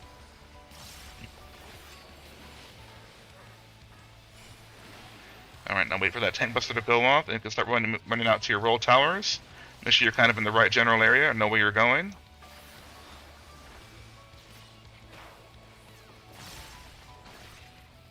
Start moving ahead.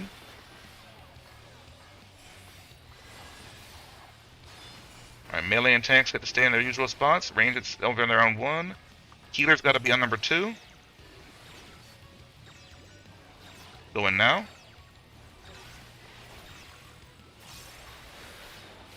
Alrighty. Well done, everybody. Nice and clean. That's the way we like it.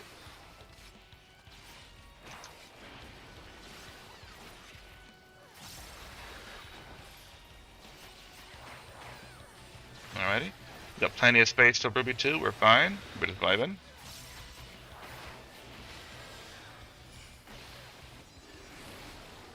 Okay, here comes the hit for Ruby 2. Remember, this is the double rush mechanic. We'll look for the orange crystal so we know which side to stay on. Be over there. On the safe side of him, it looks like, on the non-orange side.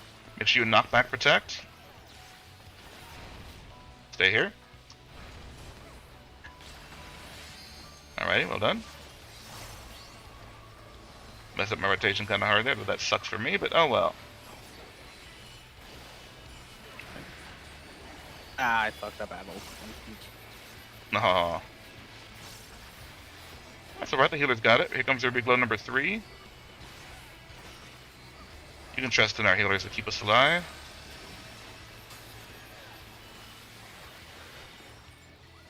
Alright, gonna be start with evens. Go to odds. We'll start with evens though. Safe spots should be 4. Bleh, can't talk. Evens to odds. Go to odds. Go to 4. Run through. We're a little bit slow on the take there, that's alright. Here comes that tank buster going out.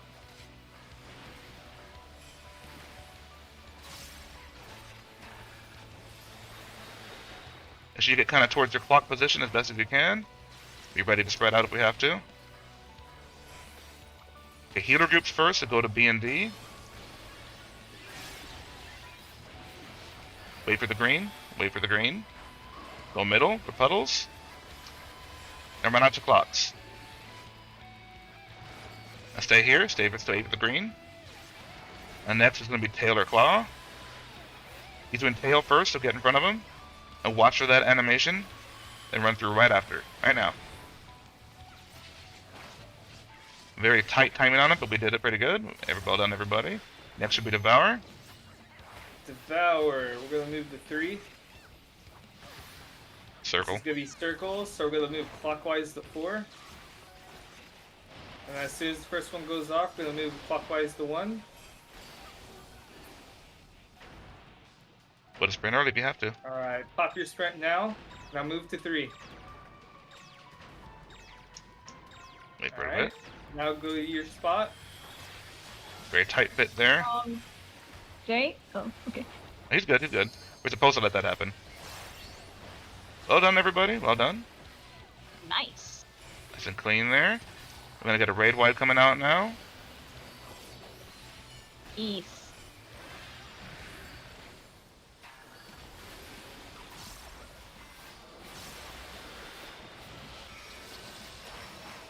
Is there be 4? Remember, we're looking for the side that has 2 crystals. I'm gonna do light party stacks. 2 out and 1 in. And don't go across. Don't go across. Don't do that too quick. Stay here. And now go across. Because you're on the correct side of the orange. the red crystal. There we go. Now watch out for the green. Watch out for the tank buster. You have that one safe. Just don't be near the tank and you're safe. Don't go near 3, basically.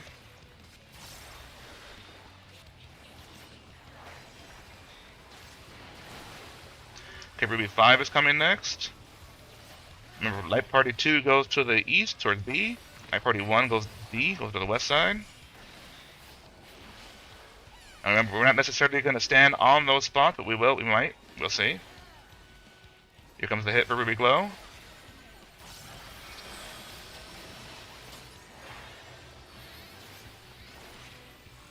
Where are the crystals? Let's see. The crystals are on A and C. Make sure you're on the safe side of it. 2 goes to C. 2 goes to C. 1 goes to C. Okay. Wait. Uh-oh. You have 2 killers over here. Uh-oh.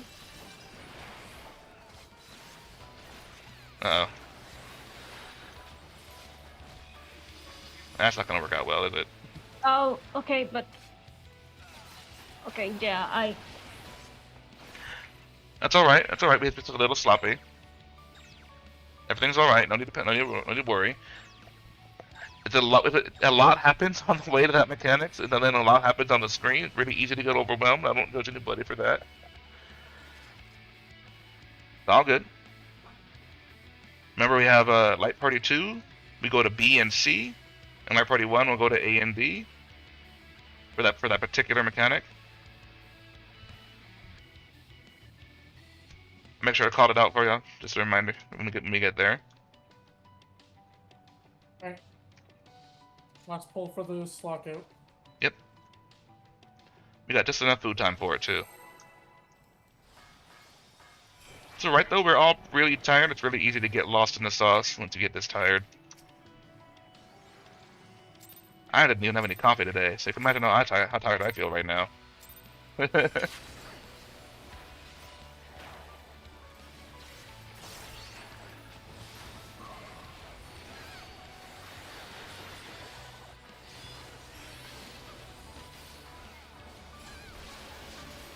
Alright, there's the raid wide. Here comes Ruby 1. Ruby 1. Getting ahead of myself again. Look for the safe quadrant first, the safe corner.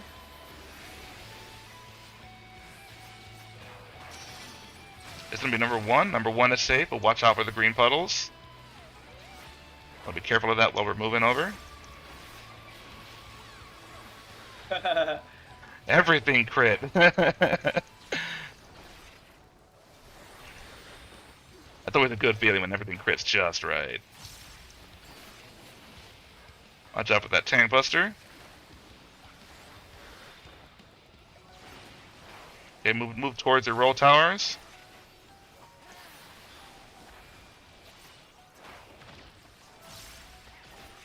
Make sure you're in the correct area, so you know where you have to be standing next. It's always good to think ahead like that. Okay, melee is going to go to B, tanks can stay on A, healer's got to go to 2. Range stay on 1. Go in now.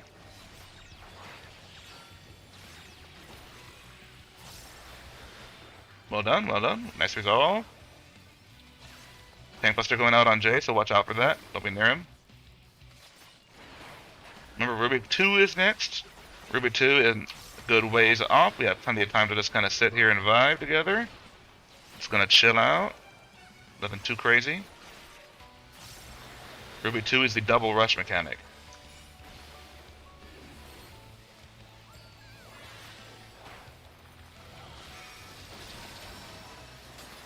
Alright, look for the orange crystal first, so you know where the safe half is at, basically. You're gonna be near the orange thing. Look for his butt. Alright, be on the orange side of him. Knockback protect now, nice and early. Went through. Well done, everybody. We're alive. That's the important part.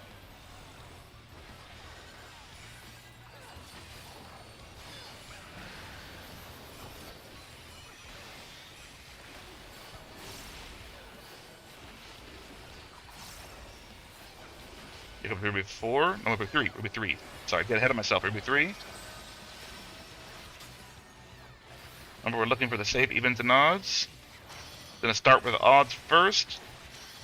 And the safe quadrant should be number 2. Let's start with odds. Let's go to evens. Stay in 2.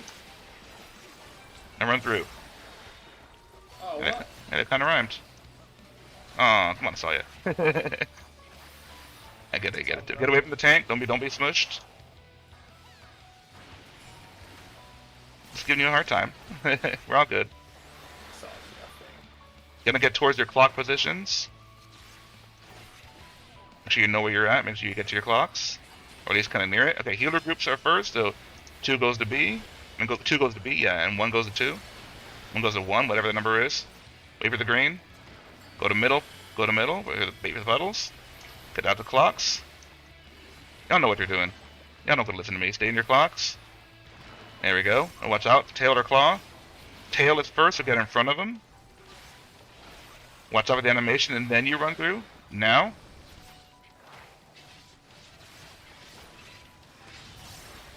As soon as that animation starts, you're good to go. Yeah, Devour's Alright, next. Devour, we're gonna start at 3 Come on, Beans Big. Come on. Big? Alright. for the scatter. Dribble, where you call it. So we're gonna stay at 3. As soon as the second one goes off, we're gonna move diagonally, but we're gonna scale a little bit to the right. And 2, now. go. Wait for it. Wait. Now go.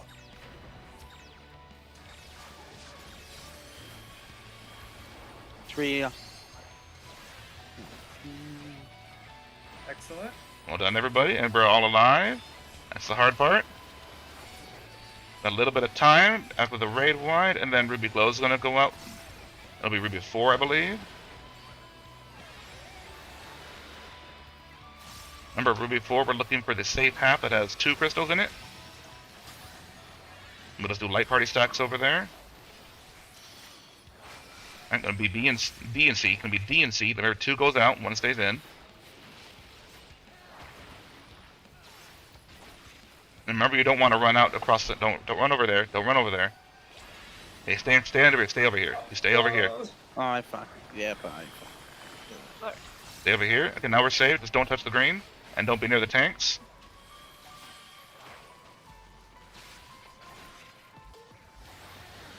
We're doing good. We're doing great, everybody. Next mechanic should be Ruby 5. Remember, Group 2 will be on B or C. Group 1 will be on A or D. I'm saying that very carefully because I don't want to trip over my own tongue. So kind of start going towards your spot for light party stacks. So you know where you're running in advance. Let's see which one gets the orange crystals. Okay, 2 will go to C, 1 will go to A. Just be on the safe side of that orange. Get over to C if you're number 2. Oh, stay there. Okay, you're good. You're adjusted. Wait for the orange to go off. Now go through. Get to your clocks.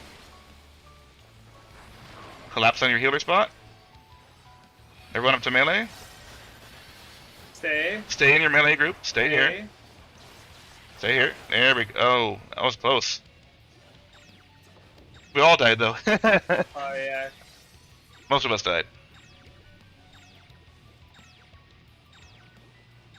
That wasn't too bad.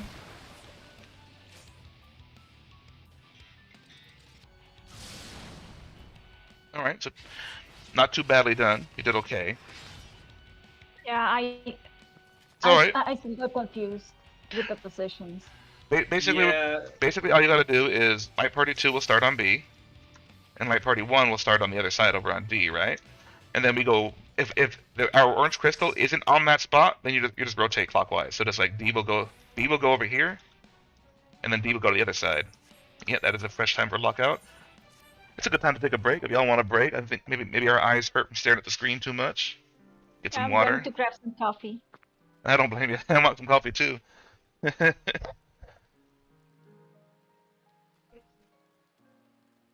Alrighty, I'm gonna go ahead and AFK myself for a good 10, maybe 20 minutes. I'll be back in like 10 or so minutes. We'll see. I'm proud of all of you for getting through Devour so consistently, guys. We are all improving. Yep, that's always a good plan. If you're not sure where you're going, you can follow your tank. If you're or you can follow the healer if you're not a healer. Either way. Now, okay, so basically for our side though, for like one side, it's opposite of what your side is. Is right. So basically, when I go and pretty much it's like whoever's on Light Party 1 or whatever that's with me can move in on me.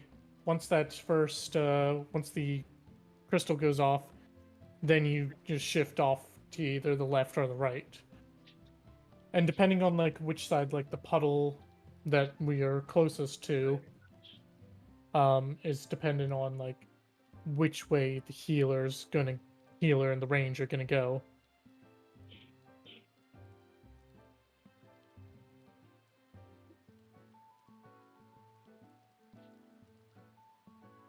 Yeah, and of course, because we are group 1, we always go to either A or D.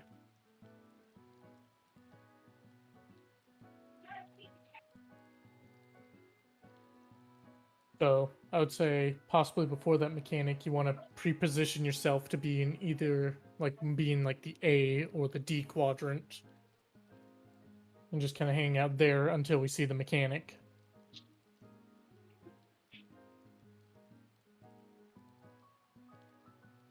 Yeah.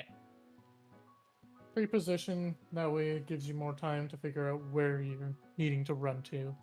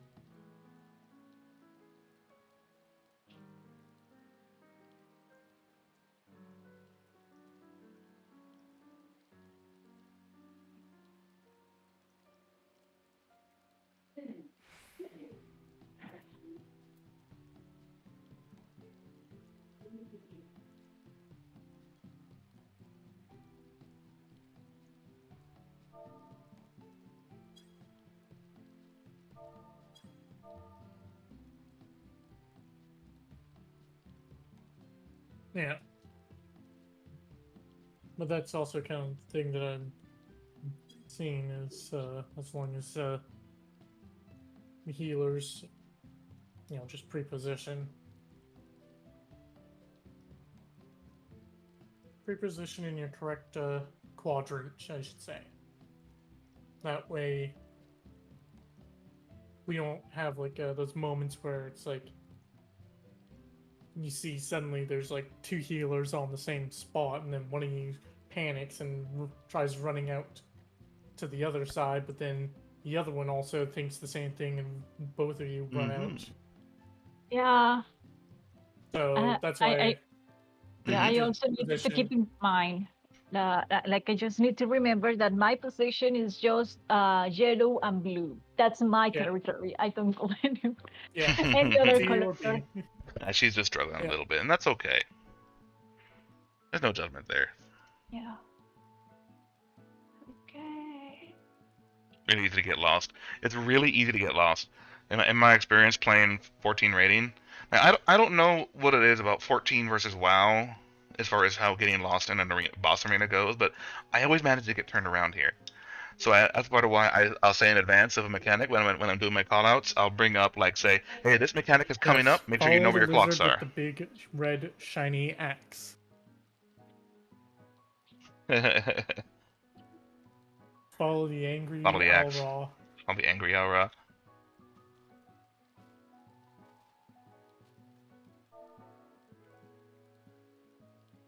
Can't wait for Halloween to be over.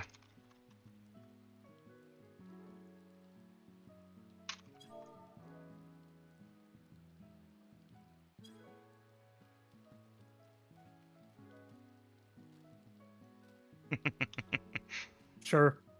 That's not going to be happening for a long time.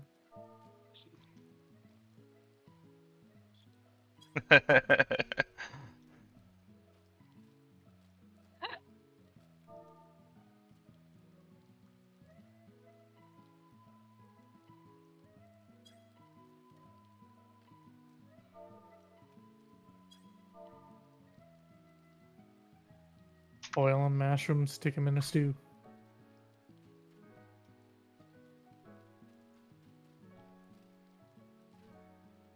I can't seem to type tonight. Oh man. Okay.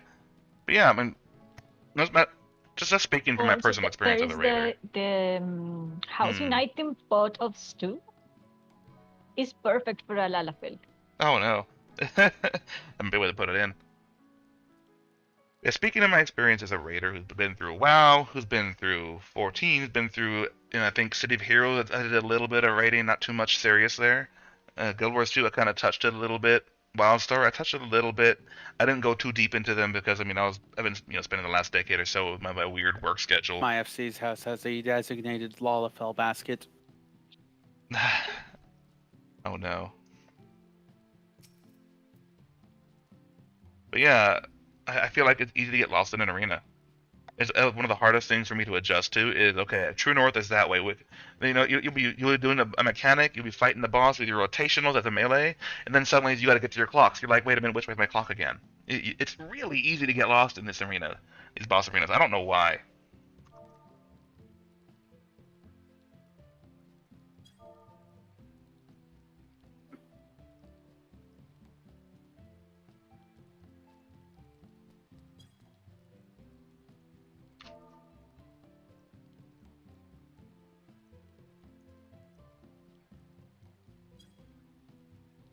I don't know why, but I do get lost. So like, a typical rule of thumb.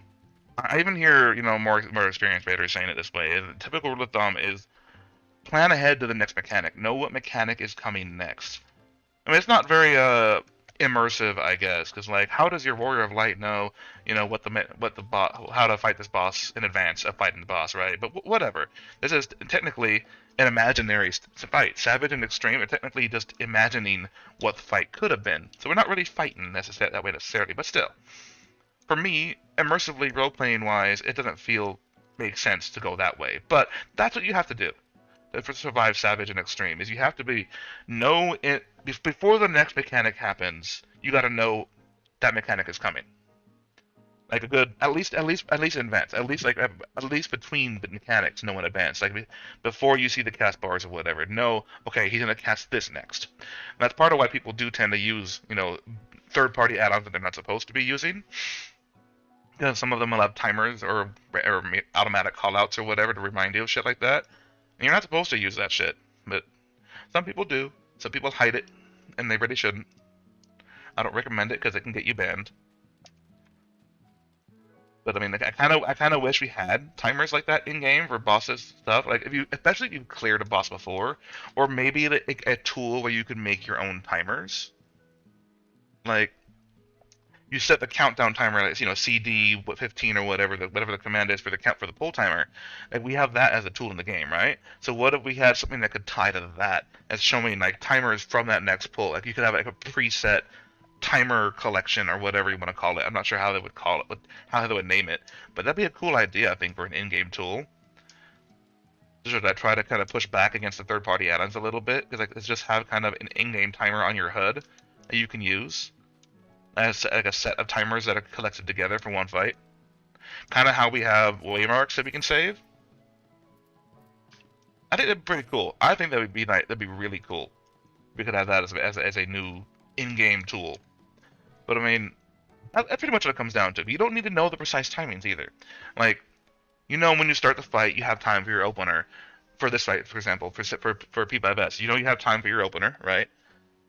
And then the raid wide goes out. At first, the raid wide goes out. Then it's going to be Ruby Glow number 1. And you know how you do Ruby Glow 1 already. It's going to be in a quadrants, and you got to look for which corner is a safe spot. And there's 2 different patterns. Either you look for one that has nothing in it at all, no crystals in it, or you look for one that only has a single green crystal, and closer to the center of the arena. And that's the safe quadrant. You just got to go out of the corner. You know how to resolve that, right? Well, then after Ruby Glow 1. you have a Tank Buster.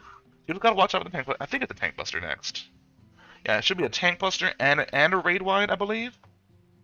I don't remember off the top of my head, but I'll you be know, right back. you know it's coming. You know it's coming, right? And then you have that huge pause between 1 and 2.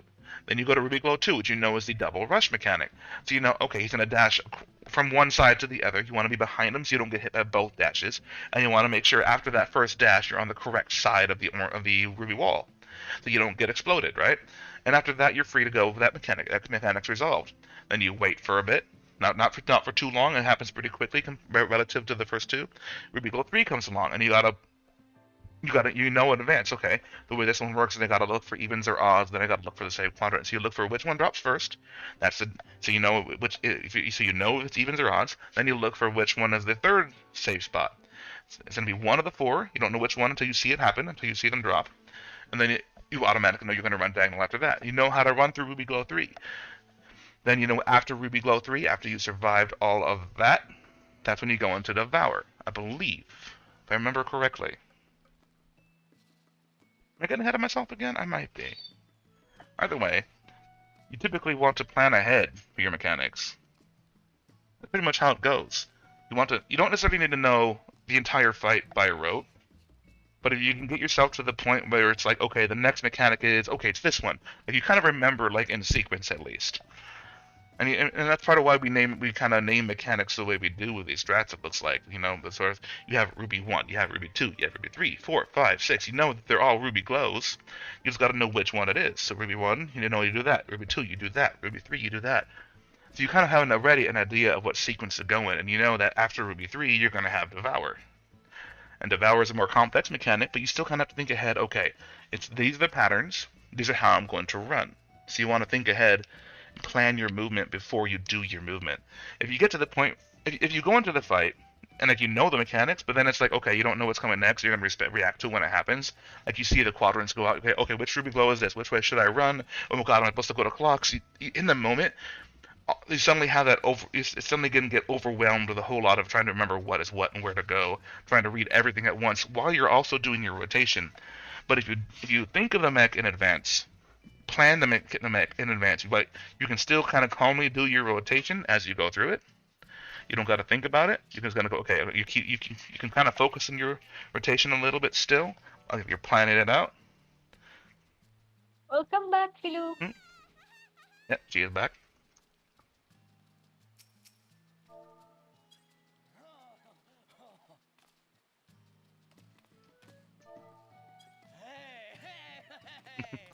That's all you gotta do. Is so you in advance of the mechanic, you're still going through your rotation. You can kind of think ahead, like one step at a time. Like, okay, this is the mechanic that's next. Okay, this is where I have to run for that mechanic. Okay, this is how the mechanic's going to fold out, so that I know where to stack, where to spread, etc. You plan ahead in advance. It's easier to stay calm about it. And then you can keep that in mind, and the mechanic happens. You're like, oh, I already know what I'm doing. I'm doing this and this and this, like I was just thinking about. You just got to think ahead, like just like 2 steps, not even a full mech ahead. Really simple. You get the coffee machine going. Oh, good. That'll take probably like 10 or 15 minutes, though, unfortunately.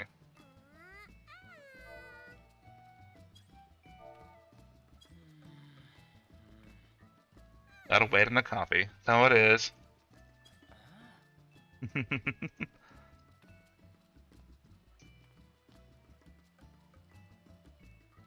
Everybody's gotta have coffee.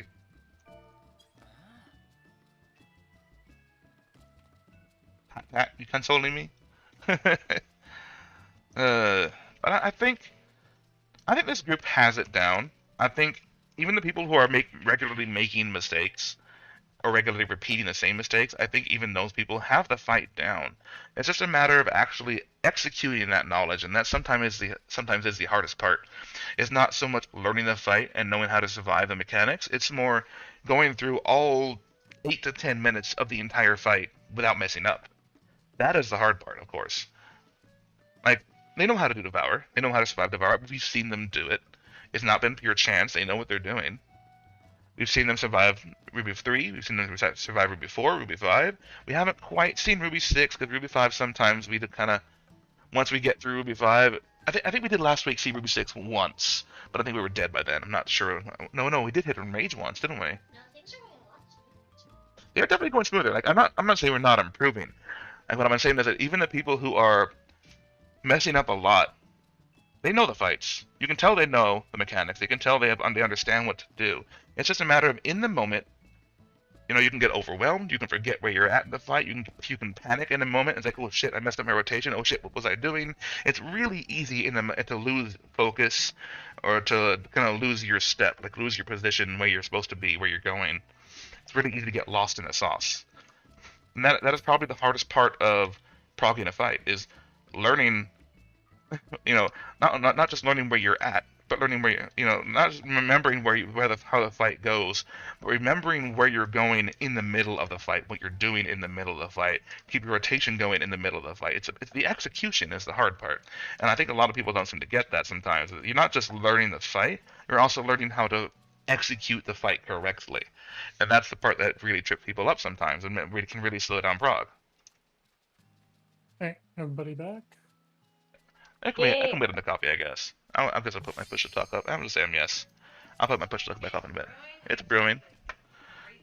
That being said, I have Mountain Dew anyway. Jay's not in call. Yep, it looks like he's on call. Uh-oh. He might have gotten Yeah, he tired should of be listening to fine. me. He's probably tired of He knows listening to what me. he's doing. Yep, I bet it's me. now he's It's back. back. Alright. He's probably just tired of hearing me. I don't blame him. Back in you go. Alright. Or not. Just gotta remember how to use the party finder, don't we? No, Like, wait a minute, how does this work again? no one is just not on the right class. Oh, okay. Oh yeah, I'm sorry. Oh, it's fine. We're patient. Yeah, I was in the middle of practicing while we waited, so I do the same thing That's- sometimes. I'm at 15 pudding now. that Ugh. moment when you forget you're in the middle of a macro and just say, yeah, I'm okay. Yeah, I'm good to go. I got my frying pan. Frying pans, Yeah. who knew?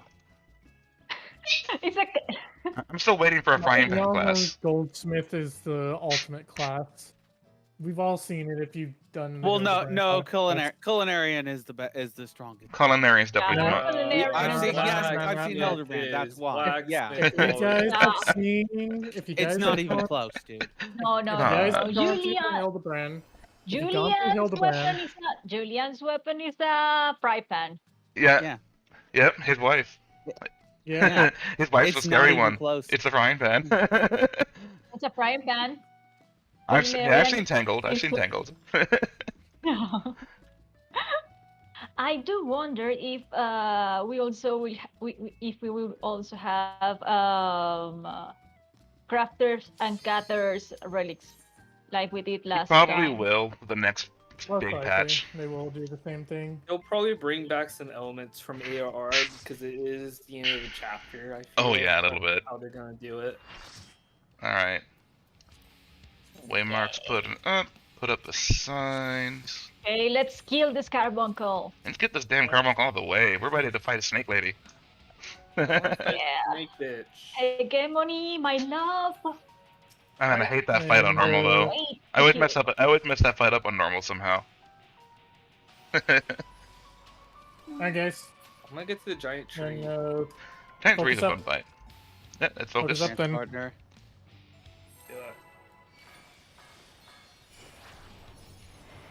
Yeah. food check. Oh, yeah, make sure you have your food on. I almost forgot 10 mine. seconds. Ah, a little bit too early. Don't we all? Alright. Let's go through that first raid wide first. Oh, we enjoy our opener.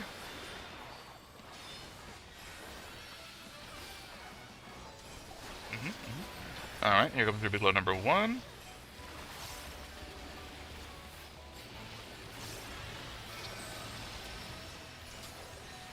I did my rotation wrong, but oh well. When you miss a Mudra. Let's see, a safe spot should be number 2. I always get those two mixed up, I don't know why. Just watch out for that green shit. You don't want to touch it. On either side of us. Nice tight fit.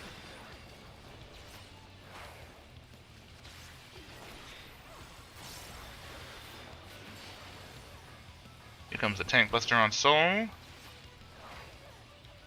ahead and start moving towards the roll towers. As long as you don't get smushed by that Tank Buster, we're good.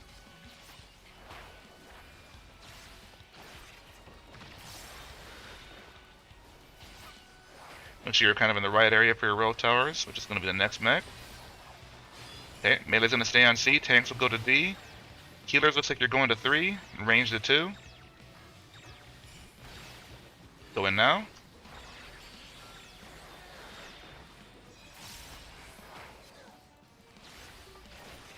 We're doing alright, we're doing good. Tank Buster going out on J, so watch out for that.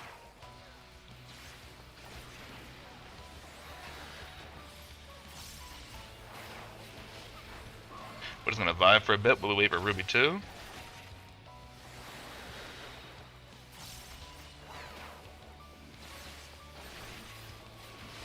Here it comes, here's the hit for Ruby 2. Remember, this is the double rush mechanic.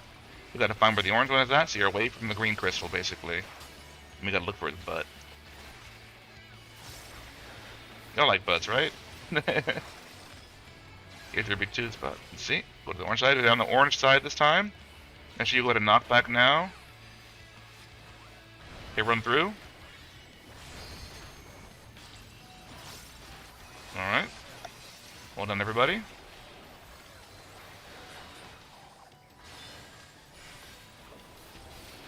Here's the Ruby Glow. No, Ruby Glow 3's next. That was Sonic Howl. Close enough. There's Ruby Glow 3.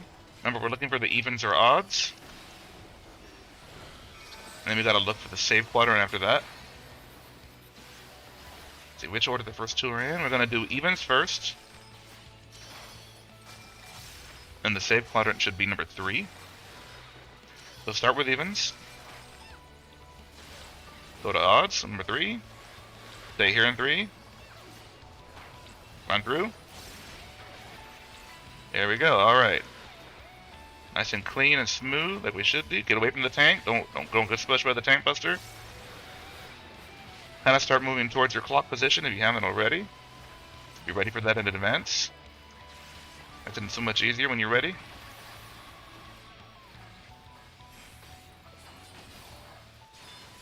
Alright, spread first. We're staying in our clock position for now. Wait for the green. Now we bait middle. Now go out to light parties. B and D. Wait for it. Wait. There we go. Now we see claw and tail. Let's see which one it is. Claw first to get behind the boss. Remember, you got to see 6 hits. The last one that has a delay to it first. As soon as you see that last animation go out. Now. It's a very tight run it is. Here's Devour. Go to 3. Zigzag. It's gonna be zigzag, so we're gonna stay at 3. And as soon as the second one goes off, we're gonna go diagonally, but skip to the right. Alright, pop your sprint, and go. let's go to 1. Okay, wait here a bit. Wait, now go.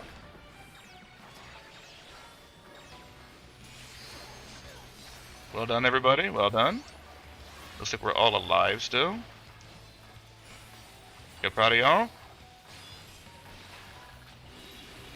Here's the Sonic Howl. And we're going to move on into Ruby 4.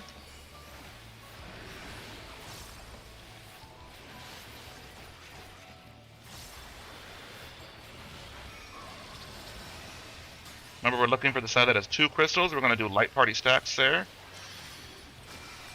Okay, it's going to be on D and A side. Number 2 goes out and 1 stays in. There you go. Now don't cross yet. Don't cross. Okay, now cross. Cross now. Everybody on the other side of him. Get in front of him. Get away from the tanks. There we go. Yeah, get away from the tanks and the green crystals. You have a little time to adjust. Just make sure you don't get smushed by the Tank Buster coming up. Looks like the tank's going to hang out over there on 3. So you got plenty of room to move. Next mechanic will be Ruby 5. Remember, Light Party 2 we'll go to B. We'll start from there. My party 1 will go to D and start from there. And we'll adjust to the crystal after that.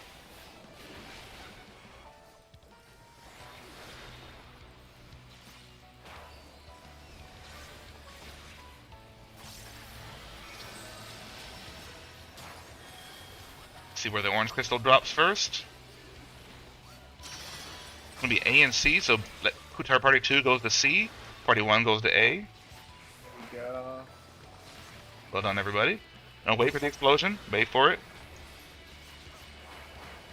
Now go to spread spots. Ah! Go to your I spread got spots. Don't touch the green yet. Collapse on your healer. I touched the Now other. go green. into the melee spot. Stay here. Stay with your party. Don't go yet. And now we're good. Next gonna be claw or tail. I know it's roll towers. Roll towers. Never mind. Melee goes to D. Healers go to 3. Range to 2. Make sure you run in now. I've got a little ahead of myself. Now it's claw and tail. Get behind the boss. Get behind the boss immediately.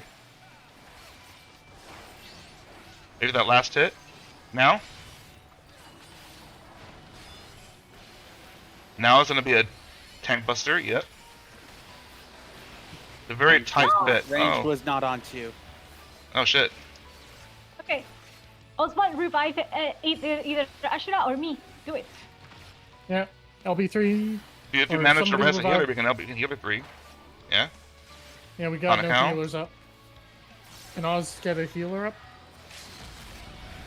Ah! Or not? Oh no! Just in time, almost. Oh darn. That's alright. We did it a little sloppy, but we still had the right idea. You see how quickly that can go off? You have to adjust really quickly for those roll towers right after Ruby 5. I got a little ahead of myself. Not But hey, not bad. bad. We got through Very it. good. We basically got through it. I think somebody might have touched the green a little bit, but we're still doing okay. Let's do it Silly again. red mage. It's okay. You're a tater. It's easy to touch green stuff here. It just looks so tantalizing, doesn't it?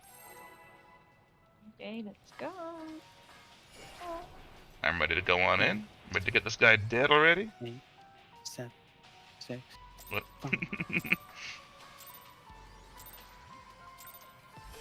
Alright. Get through your opener first. Then we can get to the hard stuff.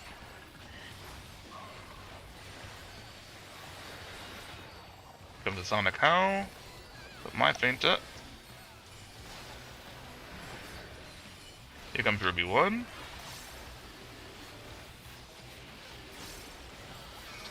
I'll look for the save corner first.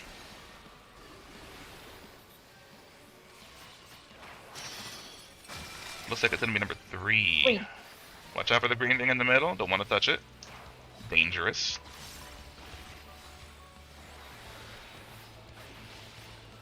Cutting it close there, Usher, aren't you?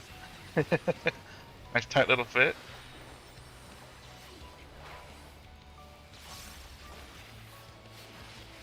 Here comes the tank buster. Just let the soul run out for a little bit. Alright, start moving towards your roll towers a little bit. Just make sure you know which way you're going next. Get in the right general area. It's always good to get through, plan your next mechanic in advance.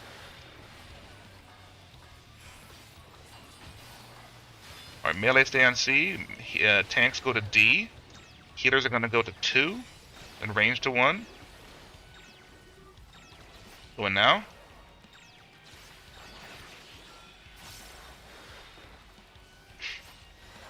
Alright, well done, well done.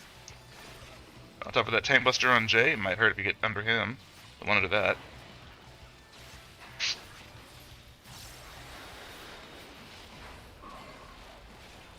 Alright, next will be Ruby 2, but we have a little bit of time. Be a little patient.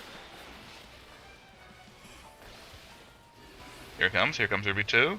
Remember, this is the double rush. You look for the orange crystal to know which side is safe, and then you look for his butt to know which side to start on.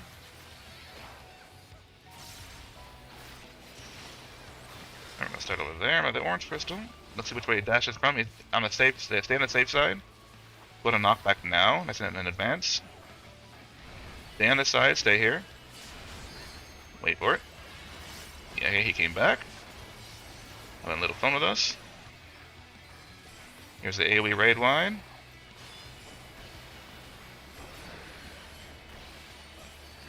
He's gonna go very shortly into Ruby 3. Here's Ruby 3. Remember to do evens or odds first.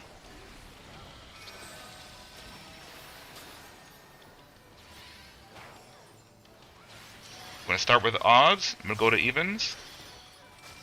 The safe spot should be number 2, I think. Yep, number 2. So we'll start with odds. Go to evens. Stay in 2. Now run through. Well done, well done. Nice and clean. I like it. Simple and clean. Tank Buster, so get away from Soul. Remember, get towards your clocks. That is the next mechanic we gotta worry about.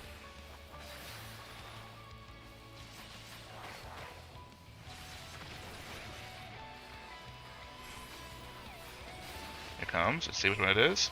Healer groups are first, so hang out over here with your healers, B and D.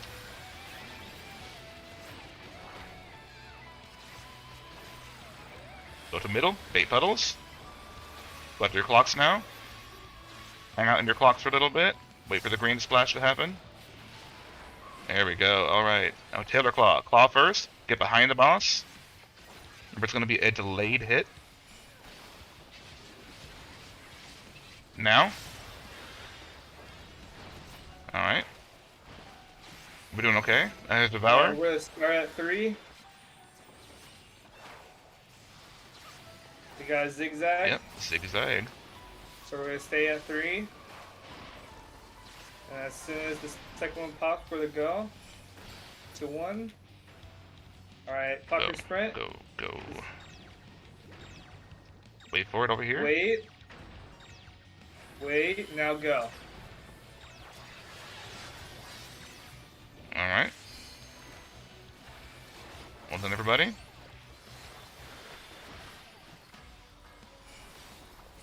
Got through Devour nice and clean. Well done, everybody. Real proud of y'all. Here comes the raid wine.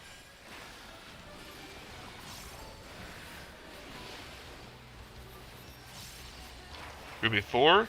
We're looking for which side has 2 crystals, and that'll be where they do the light party stacks.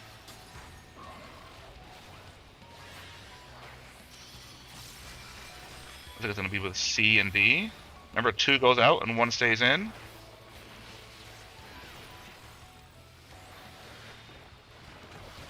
Okay, don't cross it yet. Don't cross. Now stay on the side. Get away from both tanks Yep. and Uh-oh. Yeah, get away from the tanks and get away from the green thing. Yeah, don't be near 1. Don't be near 1.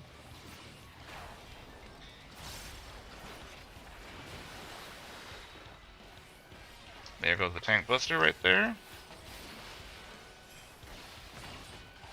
And next will be Ruby 5. Remember, Light Party 2 wants to start on B. Light Party 1 on D. Start repositioning. We've got to watch where the orange crystal's at after that. Which one we actually hang out on. Which side is safe and which side is not.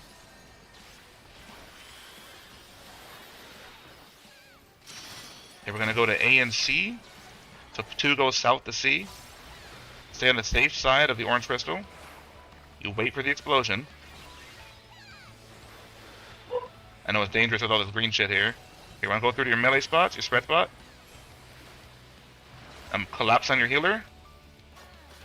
Now go to the melee spot. And stay here for a bit. Stay stacked up. Stay stacked up. There we go. And now go to your roll towers if you're alive, hopefully. Tanks can be on A, melee on D. Go in now, I guess. Got my rotation really fucked up, but get in front of him. Get in front of him now. Go behind him now. I'm a little slow myself. Yeah, I was a little slow. We're basically doing it correctly. Let us tighten up a little bit, including myself. Oh no. Oh, we messed up on one of the world towers. Okay. Yeah.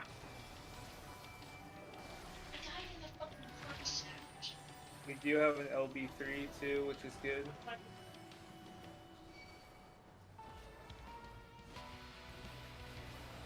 Yep, there's the raid wine. This next is going to be Ruby 6. We can at least see what it looks like. If we're not going to kill it, we'll see.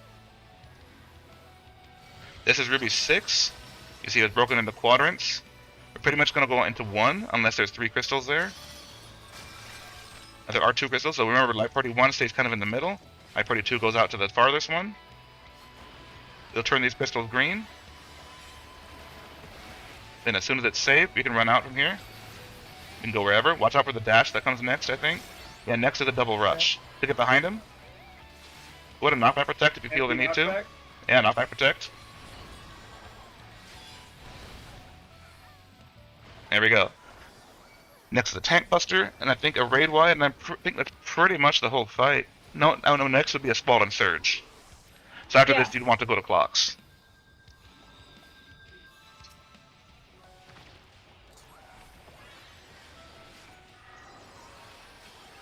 So kind of go towards your clock positions. There's a raid wine. You could probably LB3, like DPS LB3 right now. Yeah, we can. I mean, I don't think we'll necessarily kill it. We want to Melee. spread first. Stay spreading your clocks. Yep. Then go to wait for the green. Go to middle. Bait puddles. I like to light party stacks. Just like the first mechanic, stay here for the green. Now it's gonna be claw and tail, so get in front of him. Yeah. Wait for the tail hit. Now, go through. Next is another tank buster. And then next would be the enrage.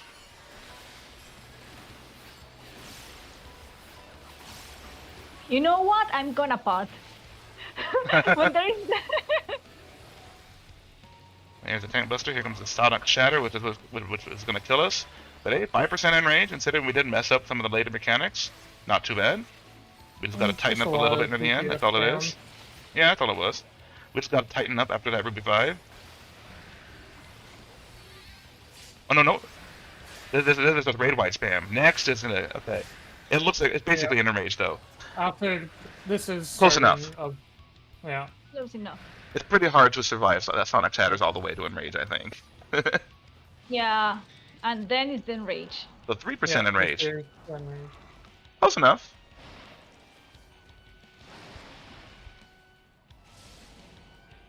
Damn. 2%. 2% in rage. 2%. Hey, go tank DPS. But that is the whole fight. You've seen the whole fight now. Yep, We got to very good enrage.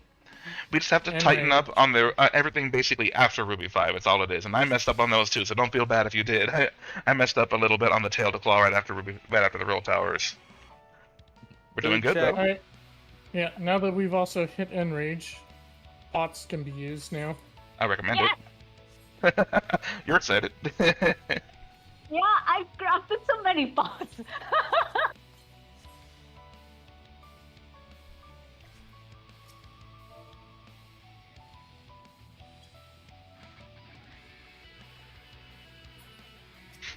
Don't worry, Pilu.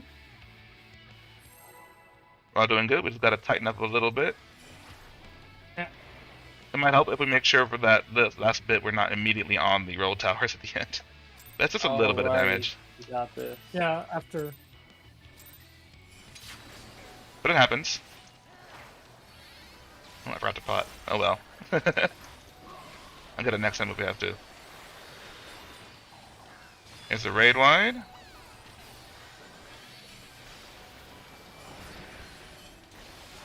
Here's Ruby 1.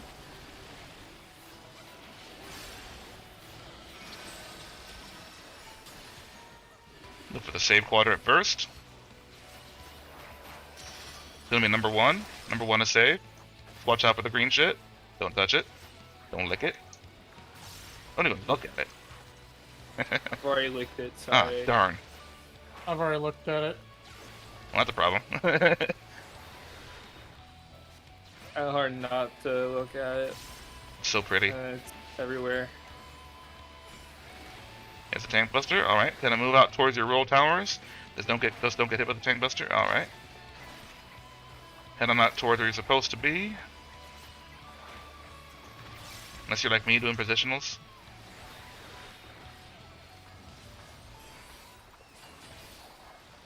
All right.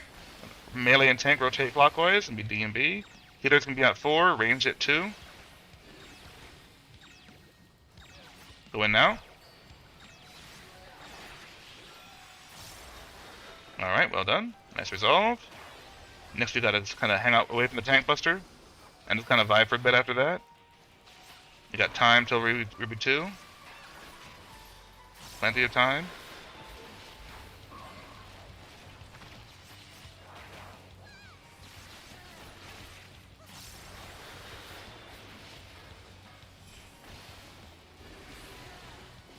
Here comes the hit for Ruby 2. Remember, this is the double rush mechanic. We're gonna look for the orange crystal, and then we gotta look for his butt.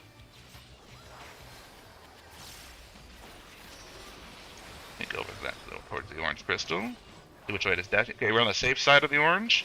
We don't gotta run this time. Put your knockback up. Get ready for that now. Wait for it. Wait. There we go. He's over back again.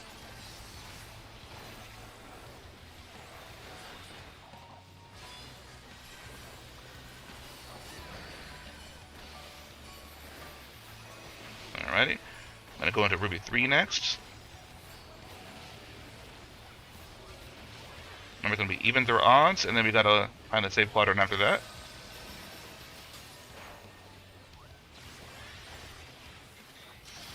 Gonna be odds first. Odds to evens, and then it's gonna be safe quadrant is 1. Kind of a weird choice, but okay. Odds. Go to evens. Go to 1. Go through. Alright. We're just a little bit slow, but that's okay. We basically got it correct. Watch out for that tank buster.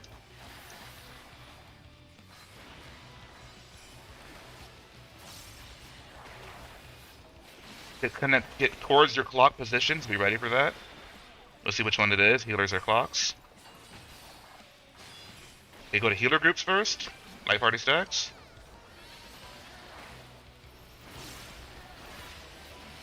Wait for the green. Now go middle for puddles. Now out to clocks. Just kind of hang out in your clocks for a bit while wait for the green. Next is Tailor Claw. Claw first, or get behind him. Wait for that delayed hit before you go through. Now. Uh-oh. Okay, there's Devour. Alright, we're gonna start at 1. Zigzag. It's going to be zigzag. So stay at 1. As soon as the second one pops, we're gonna move over diagonally. Pop your sprint, and let's go to 3.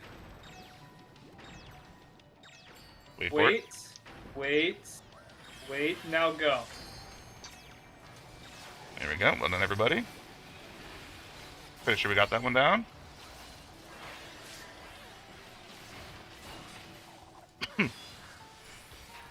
Alright. Next is the Raid Y, and then we're going to go into Ruby 4.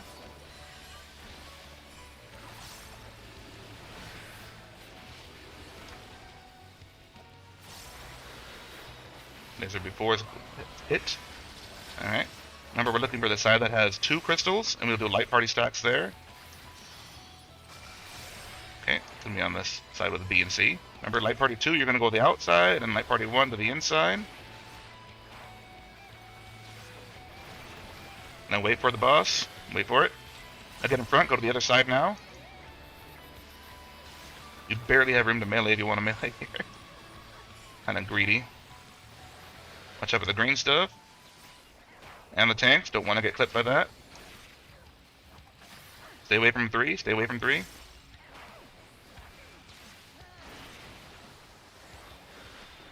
here comes the other part of the tank buster. That's not, I don't want to worry about that one too much.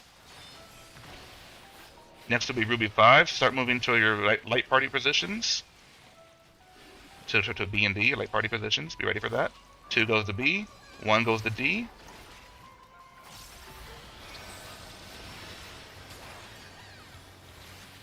We're looking to see which one has the crystals first. We're going to be on B and D. Light party 2 goes to B on the south side of it. Wait for the orange to go off. Wait for that explosion. Go through to your spread spots now. Collapse on your healers. And run up to the melee spot. And stay here. Stay here. Yep. Wait for it. Now you can move. Now be ready for your roll towers. Melee is going to be on C, tanks on B. Healers will be Healers on on two? 2. One. Yep. Get in now.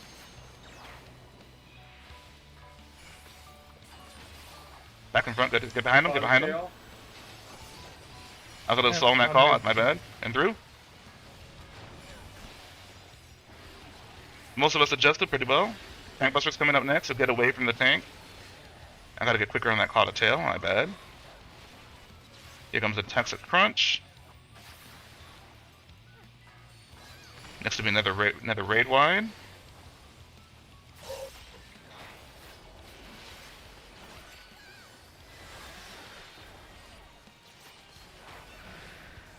Alright, here comes Ruby 6 next. Remember, we're basically gonna go to 1, unless there are 3 crystals there, and then we'll go to 4 instead. We'll see.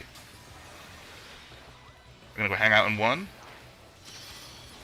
Alright, we're all gonna go hang out in number 1. Remember, like party 1 goes closer.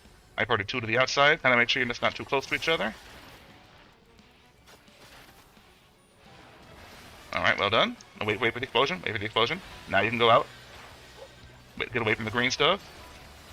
He's about to do a dash to get behind him and knockback protect. How to stay away from the green stuff. Oh, premature. Okay, hopefully you're all away from that tank buster because it just happened. Next is Squall and Surge. You'll get towards your clock positions. Be ready for that. We'll see which one it is first. After the raid wide, we'll see which one it is. We can wait till after this, I guess. Healer groups first, so bait, go to the middle, go to B and D. And we're gonna bait middle after that. Wait for the green. Okay, now bait middle. Now run out to your clocks. Fox and then melee LB3. Yeah, claw Yep. and tail next. Tail, get in front of the boss. No, I am not the risk. Yeah. Don't risk it yet. Run through now. Now I do it. Got the kill, guys. I'm pretty sure. Yeah, Got yep. the kill! We got the fucking kill! Alright. Pretty sure. About to have the tank buster though. Don't celebrate just yet. Don't celebrate just yet. Just for good measure. And there we go. There you go. Finally, Just group go down kill. right there. Congrats. I know I We could have got done the better on kill. my rotation, but we definitely got that kill finally. Well done, everybody. Alright, so we got necklace and ring. I already have a necklace myself. If you need it for like a BIS upgrade, go ahead and need on it. I need ring. Ring is needed. Pretty sure everybody needs a ring, so I mean, whoever gets it, Yeah. right? Yeah. I need an earring and a ring. That's the only things I need from this. What do I need? Yeah, I just need only the ring. Don't need necklace. I mean, a ring's a pretty safe one to need on because you know everyone's going to need a ring. Hard to Yeah. get that though. Remember, if you don't get it, we did get a book, I believe. Yep, you get a book, and so basically once you get 4 books, you can then purchase the ring from the market. I don't see where the from book the appeared in my inventory. Oh, there it is, right there. Yeah. Yeah, remember if you get 4 books, you're able to trade it in and get something that way. So you don't necessarily have to bum rush for the ring or the necklace or whatever. If you get it, if you get it, you get it. If you don't, you don't. Then after 4 kills, Right. you'll get one no matter what. Celebratory bath. Does anyone need a necklace? I passed on it. I already have one. I don't. If you Okay, don't yeah. need it, then if you don't need it, go ahead and greed on it. An item level upgrade is always good, even if it's not your BIS. Yeah. Oh. Just I'm gonna have it just in case I cannot get the upgrade for the Lunar Envoy. That's not too shabby. Finally got that P5S kill. Yep, That's finally great. we got that kill tonight. I'll be right back myself real quick. Yep, Yeah. I'm gonna just go do my melds on that ring.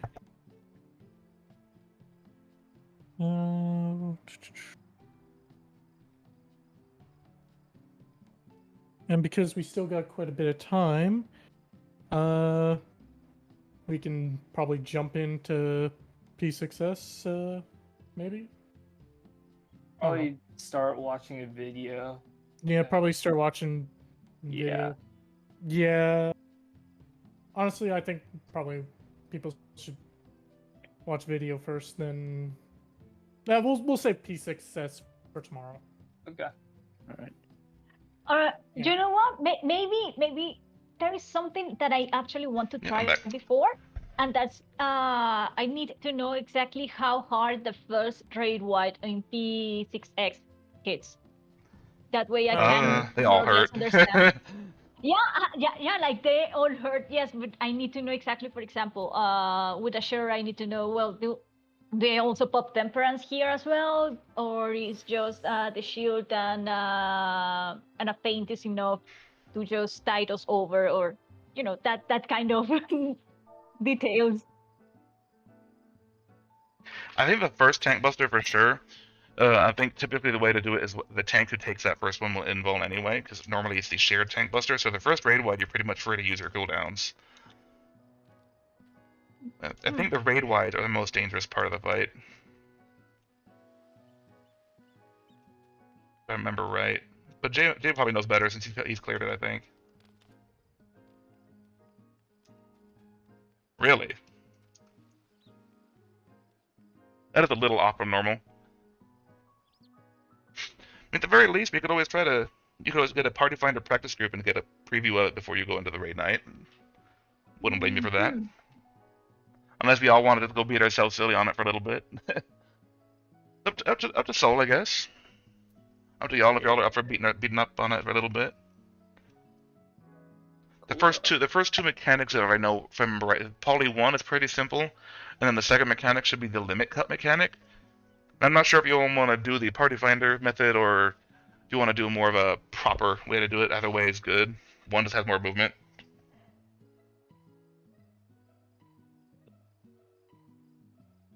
Yeah, Jay's pushing through. He's got a lot of time during the week to raid, it looks like. Wish I had that much time. I mean, technically I would have enough time to raid, but too lazy. I don't know. Raiding on work nights for me, even when I do have the free time, it's like, ugh, do I really want to push myself? For me, it's more or less like I am just too tired from work. And That's exactly what it is. Yeah, like after work, I just go to the gym. So when I go back home, it's really late. So Party Finder is already done. Just 2 days ago, he was starting P7S. Oh, nice. Yeah.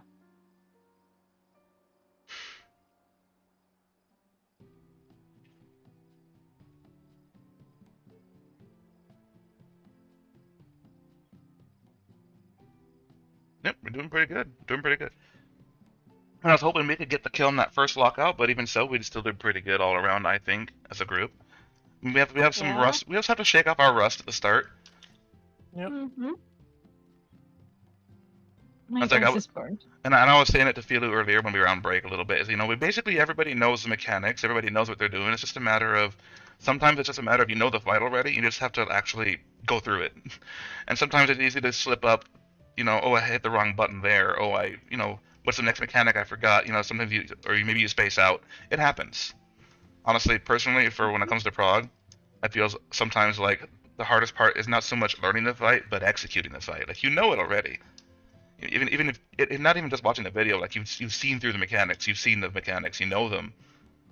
But then it's like you get to the mechanic, it's like, maybe you just happen to push the wrong button, or you happen to step just a little too far to the left, or you just forget exactly what your position is for that one spot. It happens, so it's okay.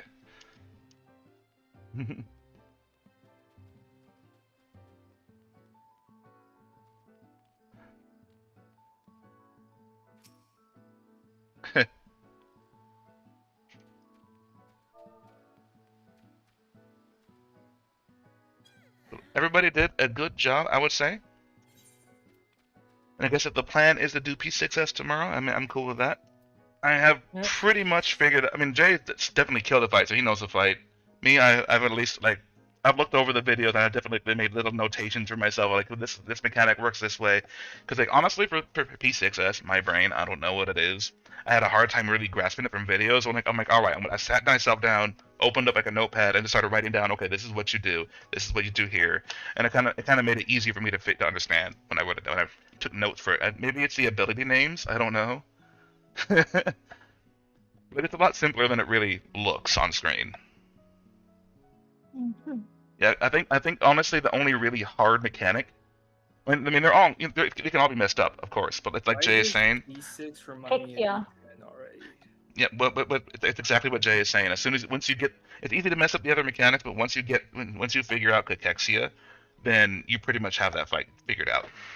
Because that's the hard mechanic. Because you have to look at like 2 different debuffs, and then you got to figure out which side of the boss to be on, who runs in, who runs out.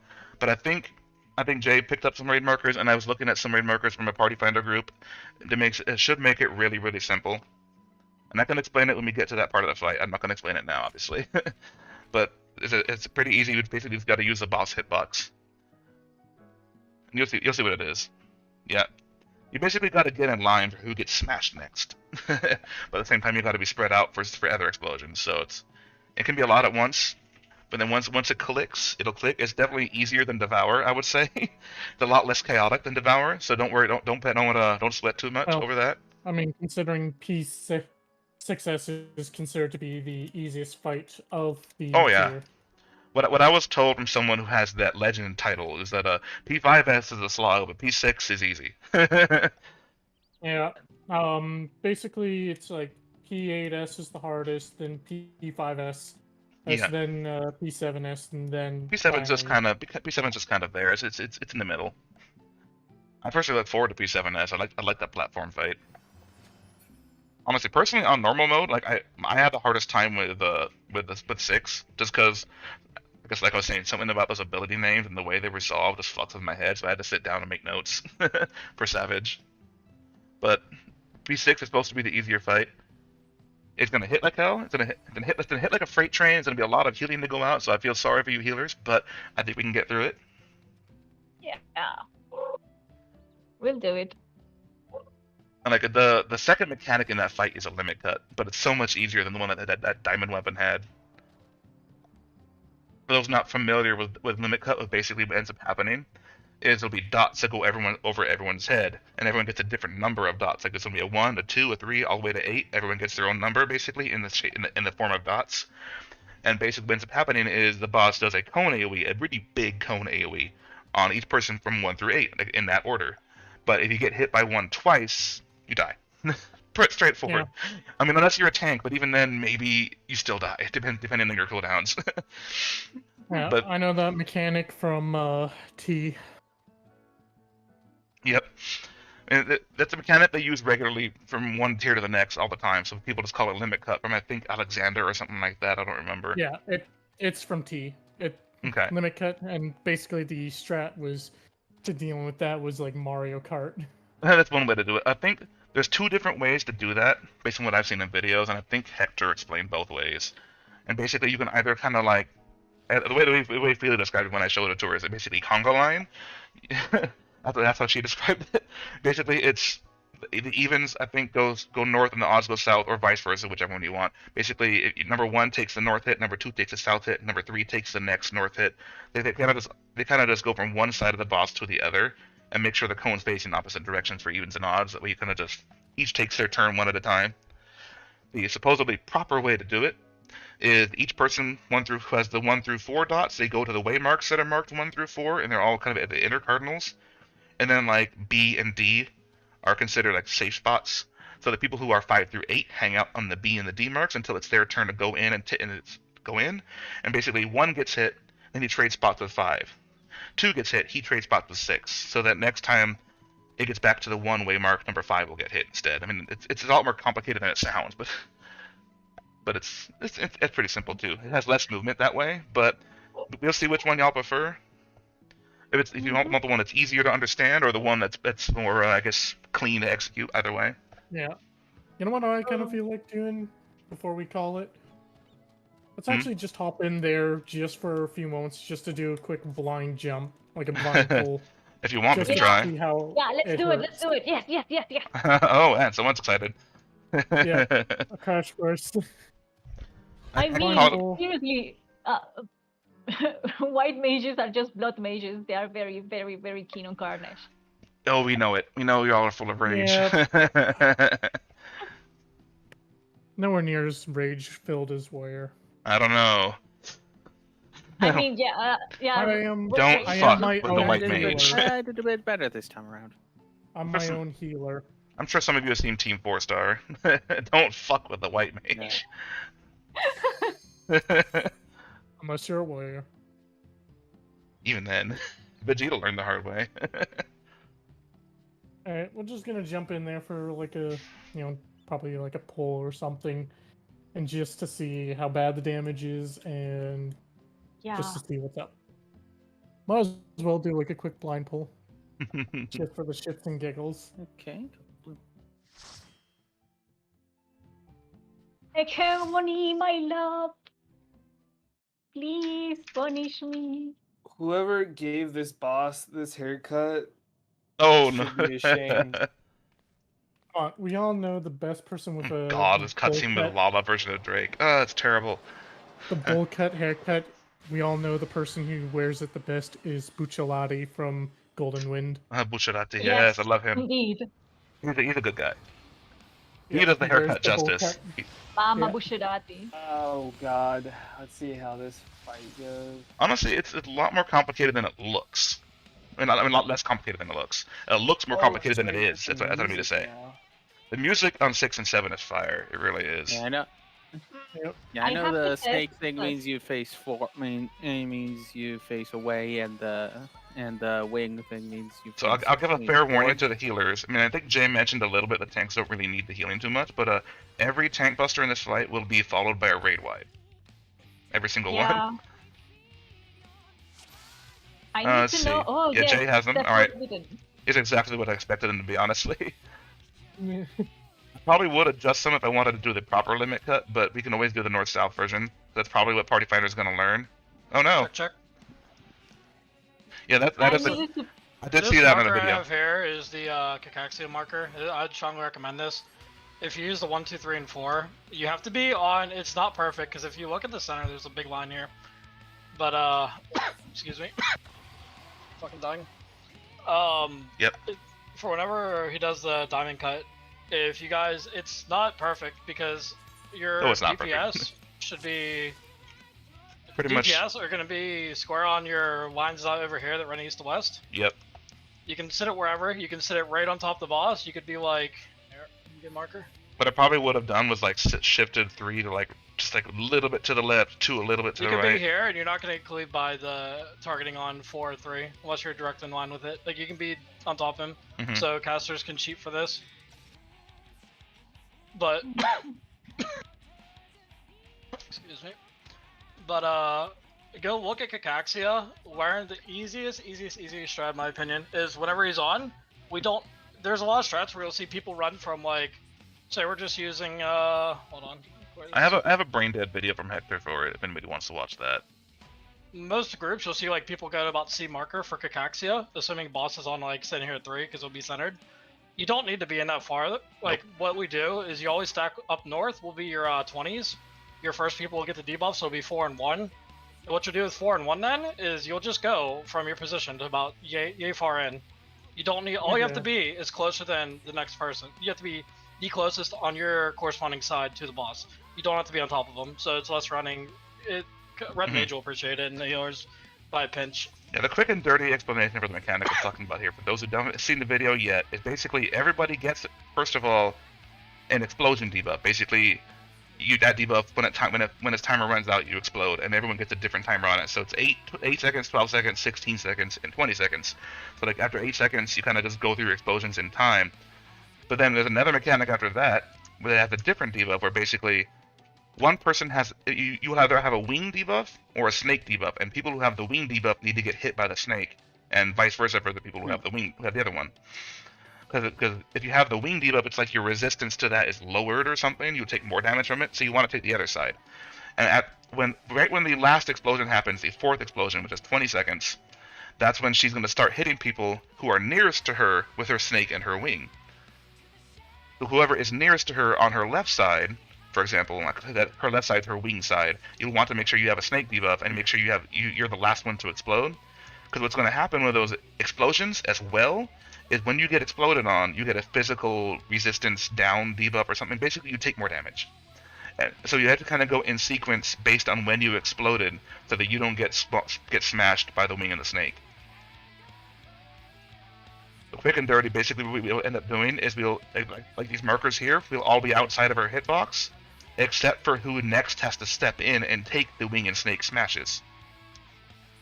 So basically, whoever has the explosion last, the 20-second one, they're gonna be inside the hitbox at first, then they'll get smashed and they'll step out. And the person whose explosion went off first, the 8 seconds, they'll step in for their smash. And then when they get smashed, they step out. And the guys who have 12 seconds, they'll step in. You just kind of step in and out in order like that. And you got to make sure you're on the correct side of her, otherwise you're gonna die to that smash. But somebody has to take it. And then pretty much right after the mechanic, everybody will just have to switch sides. People on the left side go to the right side. People on the right side go to the left side, because what's going to happen is she'll just cleave both sides, and you'll have the wrong debuff. just from automatically. I mean, it sounds like a lot at once, and it is a lot of things happening at once. But once you figure out how it is and how it's executed, it's really simple to do. It's just that is the hard mechanic of the fight.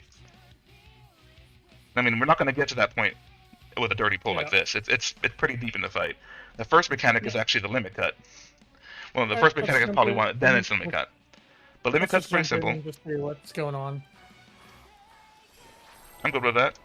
Limit cut, pretty much evens can go north and odds can go south, and just otherwise be on the east and west of her, like in sequence.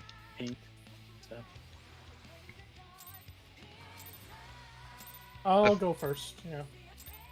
The first mechanic should be a poly 1, which basically is there'll be plus signs on the ground, and we're going to want to avoid those plus signs. But we'll also have a light party stack, and we'll also have to dodge some cones. Like a reverse cone, if I remember right. Ooh, that hurts. It does hurt, doesn't it? Here's that tank cleave, which technically I think it can be invulned. Yeah, looks like I got involved in it. Oh man. Yeah, but it's normally a shared tank buster, but you can invuln it, and I think that's the normal way to do it. Okay, here is the first mechanic. It's poly 1. We're gonna see some nails go on the ground. They'll create some line AoEs to have to dodge. So like light party, well, we don't have any markers, but light party 2 would be down here on the south half of this. And you kind of see what's going on. We got to be in the safe spots for it. We got to dodge the cones. Yeah, kind of messed that up a little bit, didn't we? That's okay. Yeah. That's what poly 1 looks like at least. Here, we can do another dirty pull if we want. Yeah. With a popper. This is the limit cut.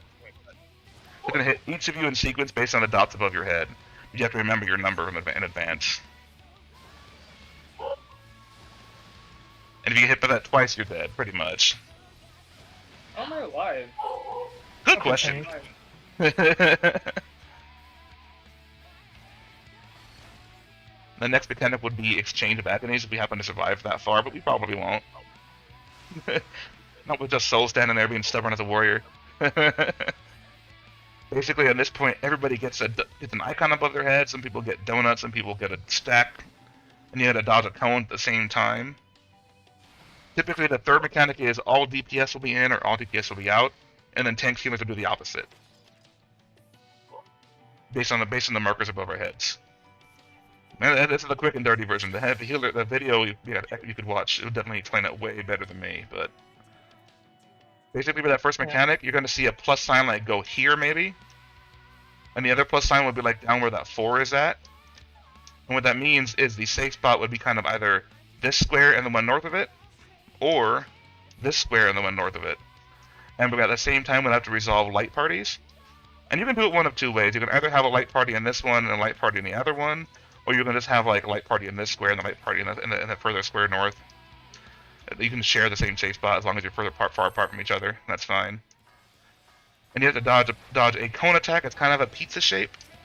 You got to dodge the first cone, and then the reverse of it happens.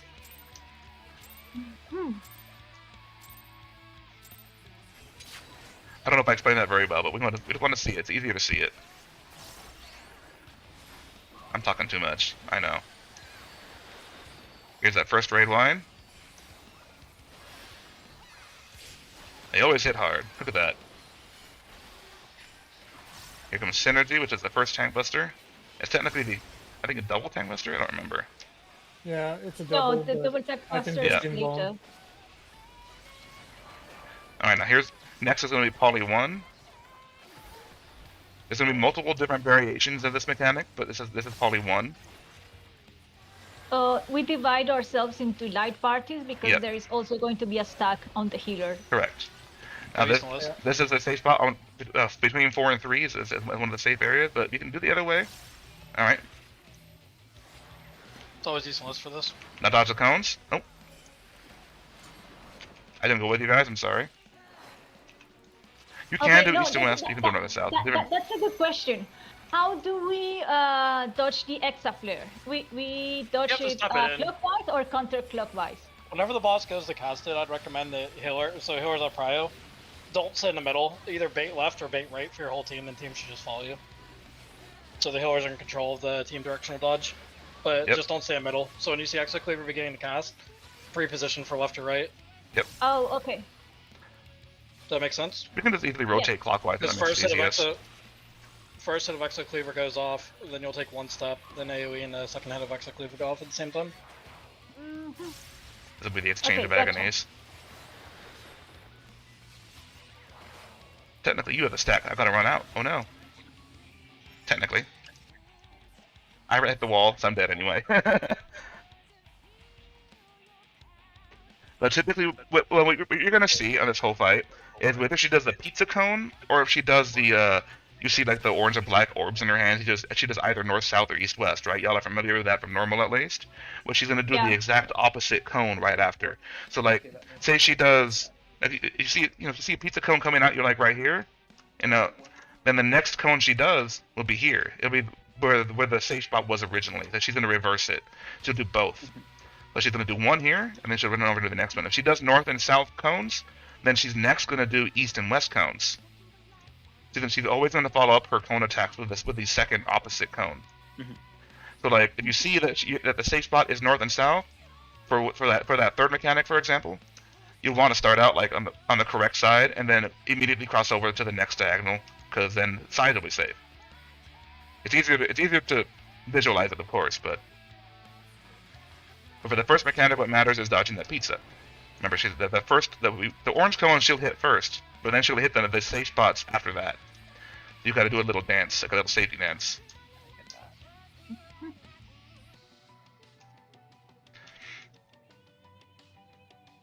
If that makes sense. If you want to see it, it's much easier to see it.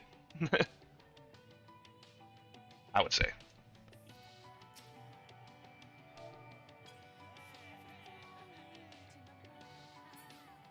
If y'all want to review the video on it, it makes it much more clear to watch Hector, or even there's another one I found that probably makes it pretty clear as well, and I can share that for y'all if you want. If I can find it in my history.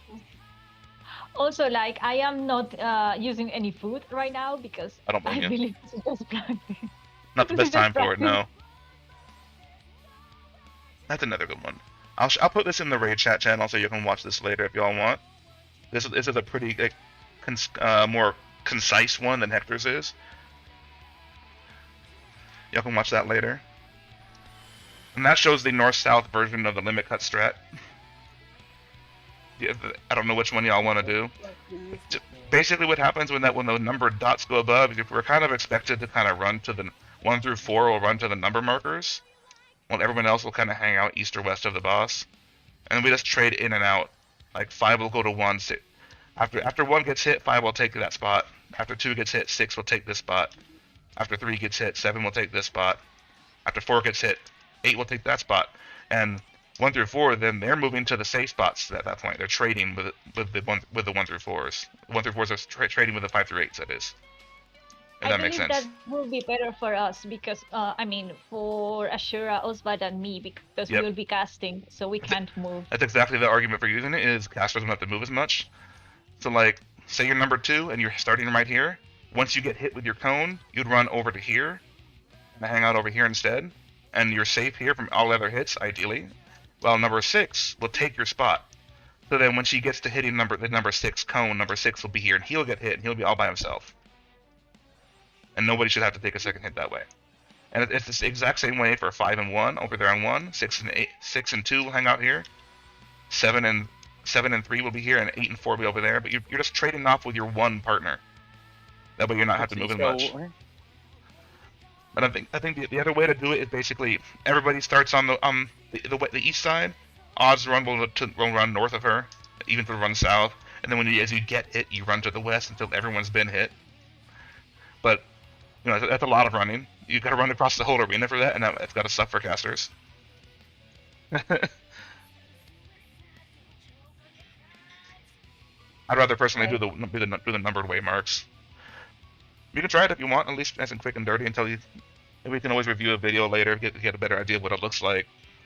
But if you when those dots go out above your heads, try 1 through 4. Try to get to the numbered spots. And if you don't have 1 through 4, just kind of remember your number and go east and west.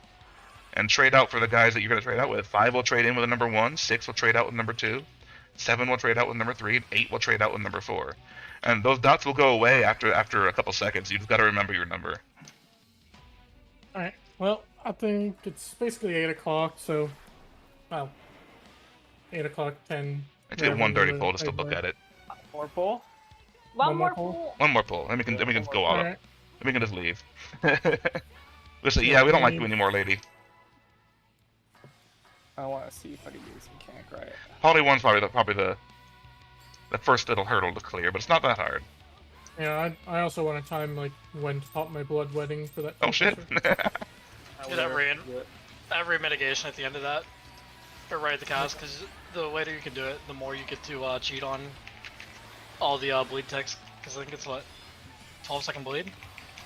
Oh man, that's hurt. I definitely need to feint for that. Oh man.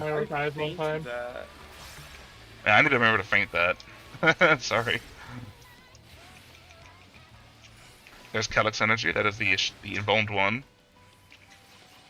Okay, here comes the Poly 1, which is the first one that has all the nails.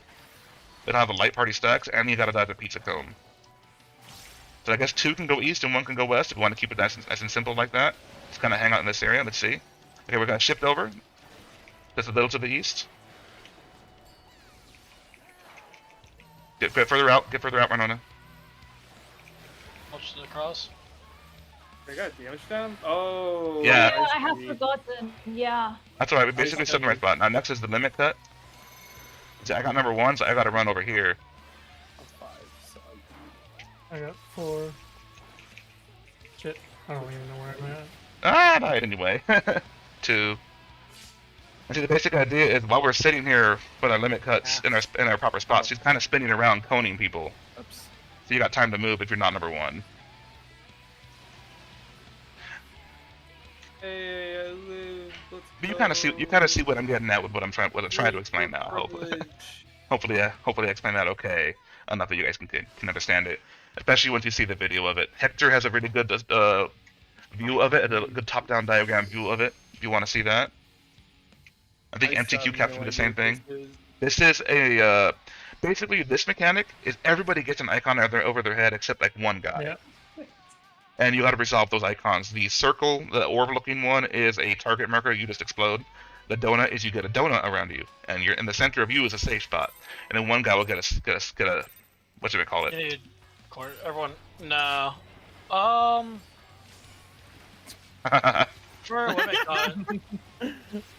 Why not? 1 and 4. 1 and 4 north. This is now The limit red cut. mage tactic. has spoken. 1, 4, 5, and 8 are north. Yep. For a limit cut, with this marker, you can stand on like the corner, stand on, like the outside corner. They don't bring it too far to Not the with the center. tank too much. The north-south cardinal. You know what? I'm gonna kill some people here. You did kill me already, at least. Good job with You that. didn't kill me. Nice try, lizard. Oh man. 3 Here's Poly number 1. You see the nails, how they're shaped like a plus? That means they're going to do a line AoE from that spot. In case we're going to see that a lot in the fight. The other one's an X.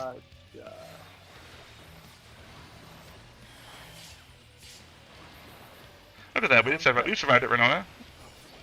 Good job. Yes. If we're gonna see those shapes a lot in the fight, like 2 would go over I'm here. The one, so I go to 1. Yeah. I get hit next. And after you get hit, you want to run between B and A, like over here, exactly. And ideally, the next cones wouldn't hit you. Unless someone's standing in the wrong spot, dancing in the middle.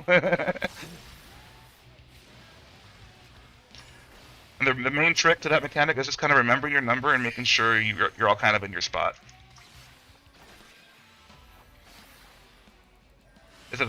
This mechanic is the exchange of agonies. Everyone gets an icon, and it's going to be either DPS in or DPS out, and then the supports do the opposite. Like, I gotta stay out, because I'm gonna get a bad mechanic. And then you gotta dodge a cone at the same time. If you have the circle, you're in the middle, you're in the center.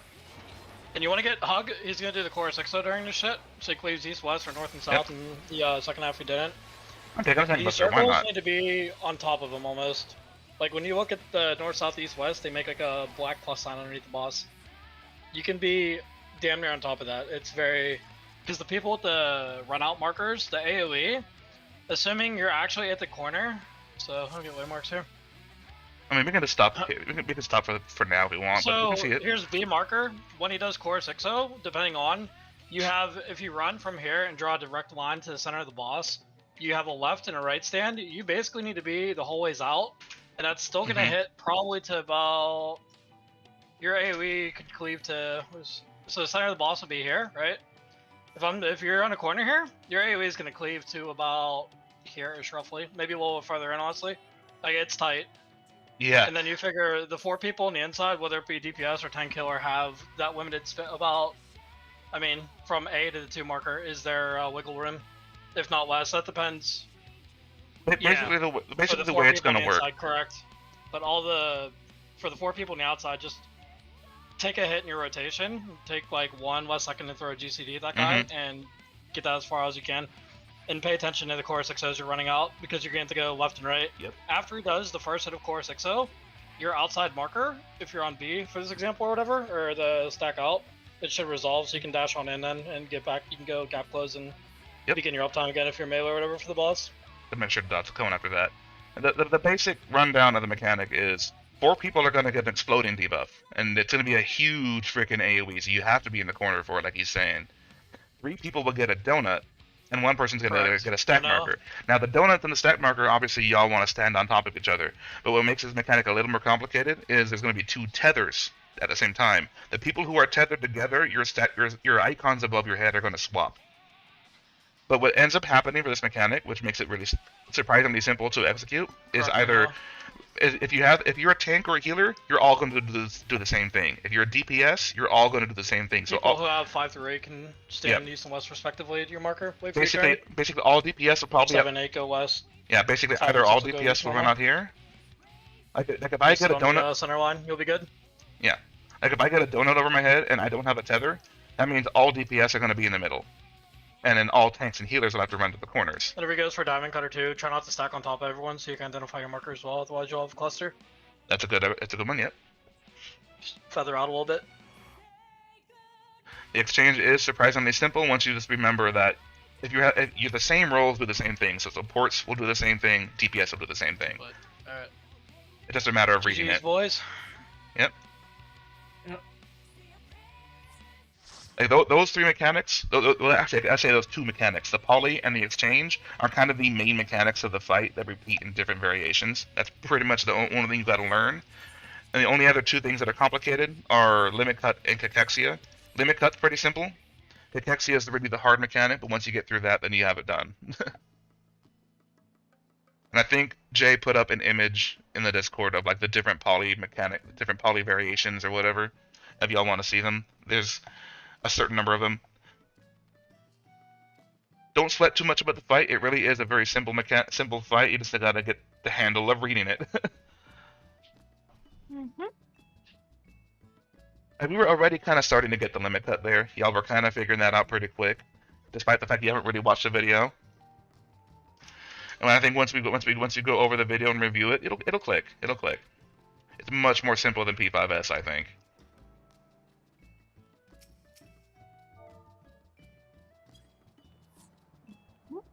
Alright, y'all have a good evening. Get some rest, get some water, all that good stuff. Likewise, have a good evening and good Mhm. I got prop, everyone. I actually got a pretty nice parse on the E5S there. I wasn't even looking at my uploads yet. Same. Shit. Yeah, I know I messed got up my B rotation parts. bad. Good night, everyone. Good Gotta night, go, gotta go Bilou. upload my spreadsheets for that and see how I did. Yeah, I upload. I was right on your ass, Drake. I uploaded. Right on my ass, he said. Oh man, I'm gonna end the stream there, I think. Yeah, I'm gonna end the stream there, gamers. I almost forgot for a second I was still live. But yeah, I hope you all enjoyed watching my clumsy ass T5S kill. Well, you know, it wasn't that bad. I mean, I could definitely improve at my own rotation and handling the mechanics and my callouts, but I think we did pretty good. I'm actually going to end the stream here, and I'll catch y'all again tomorrow, and we can just jump on into Dying a Lot to the Snake Lady on P6S. Hegemony, however you the fuck you say her name. But yeah, peace out. Catch y'all for tomorrow for more 14 content.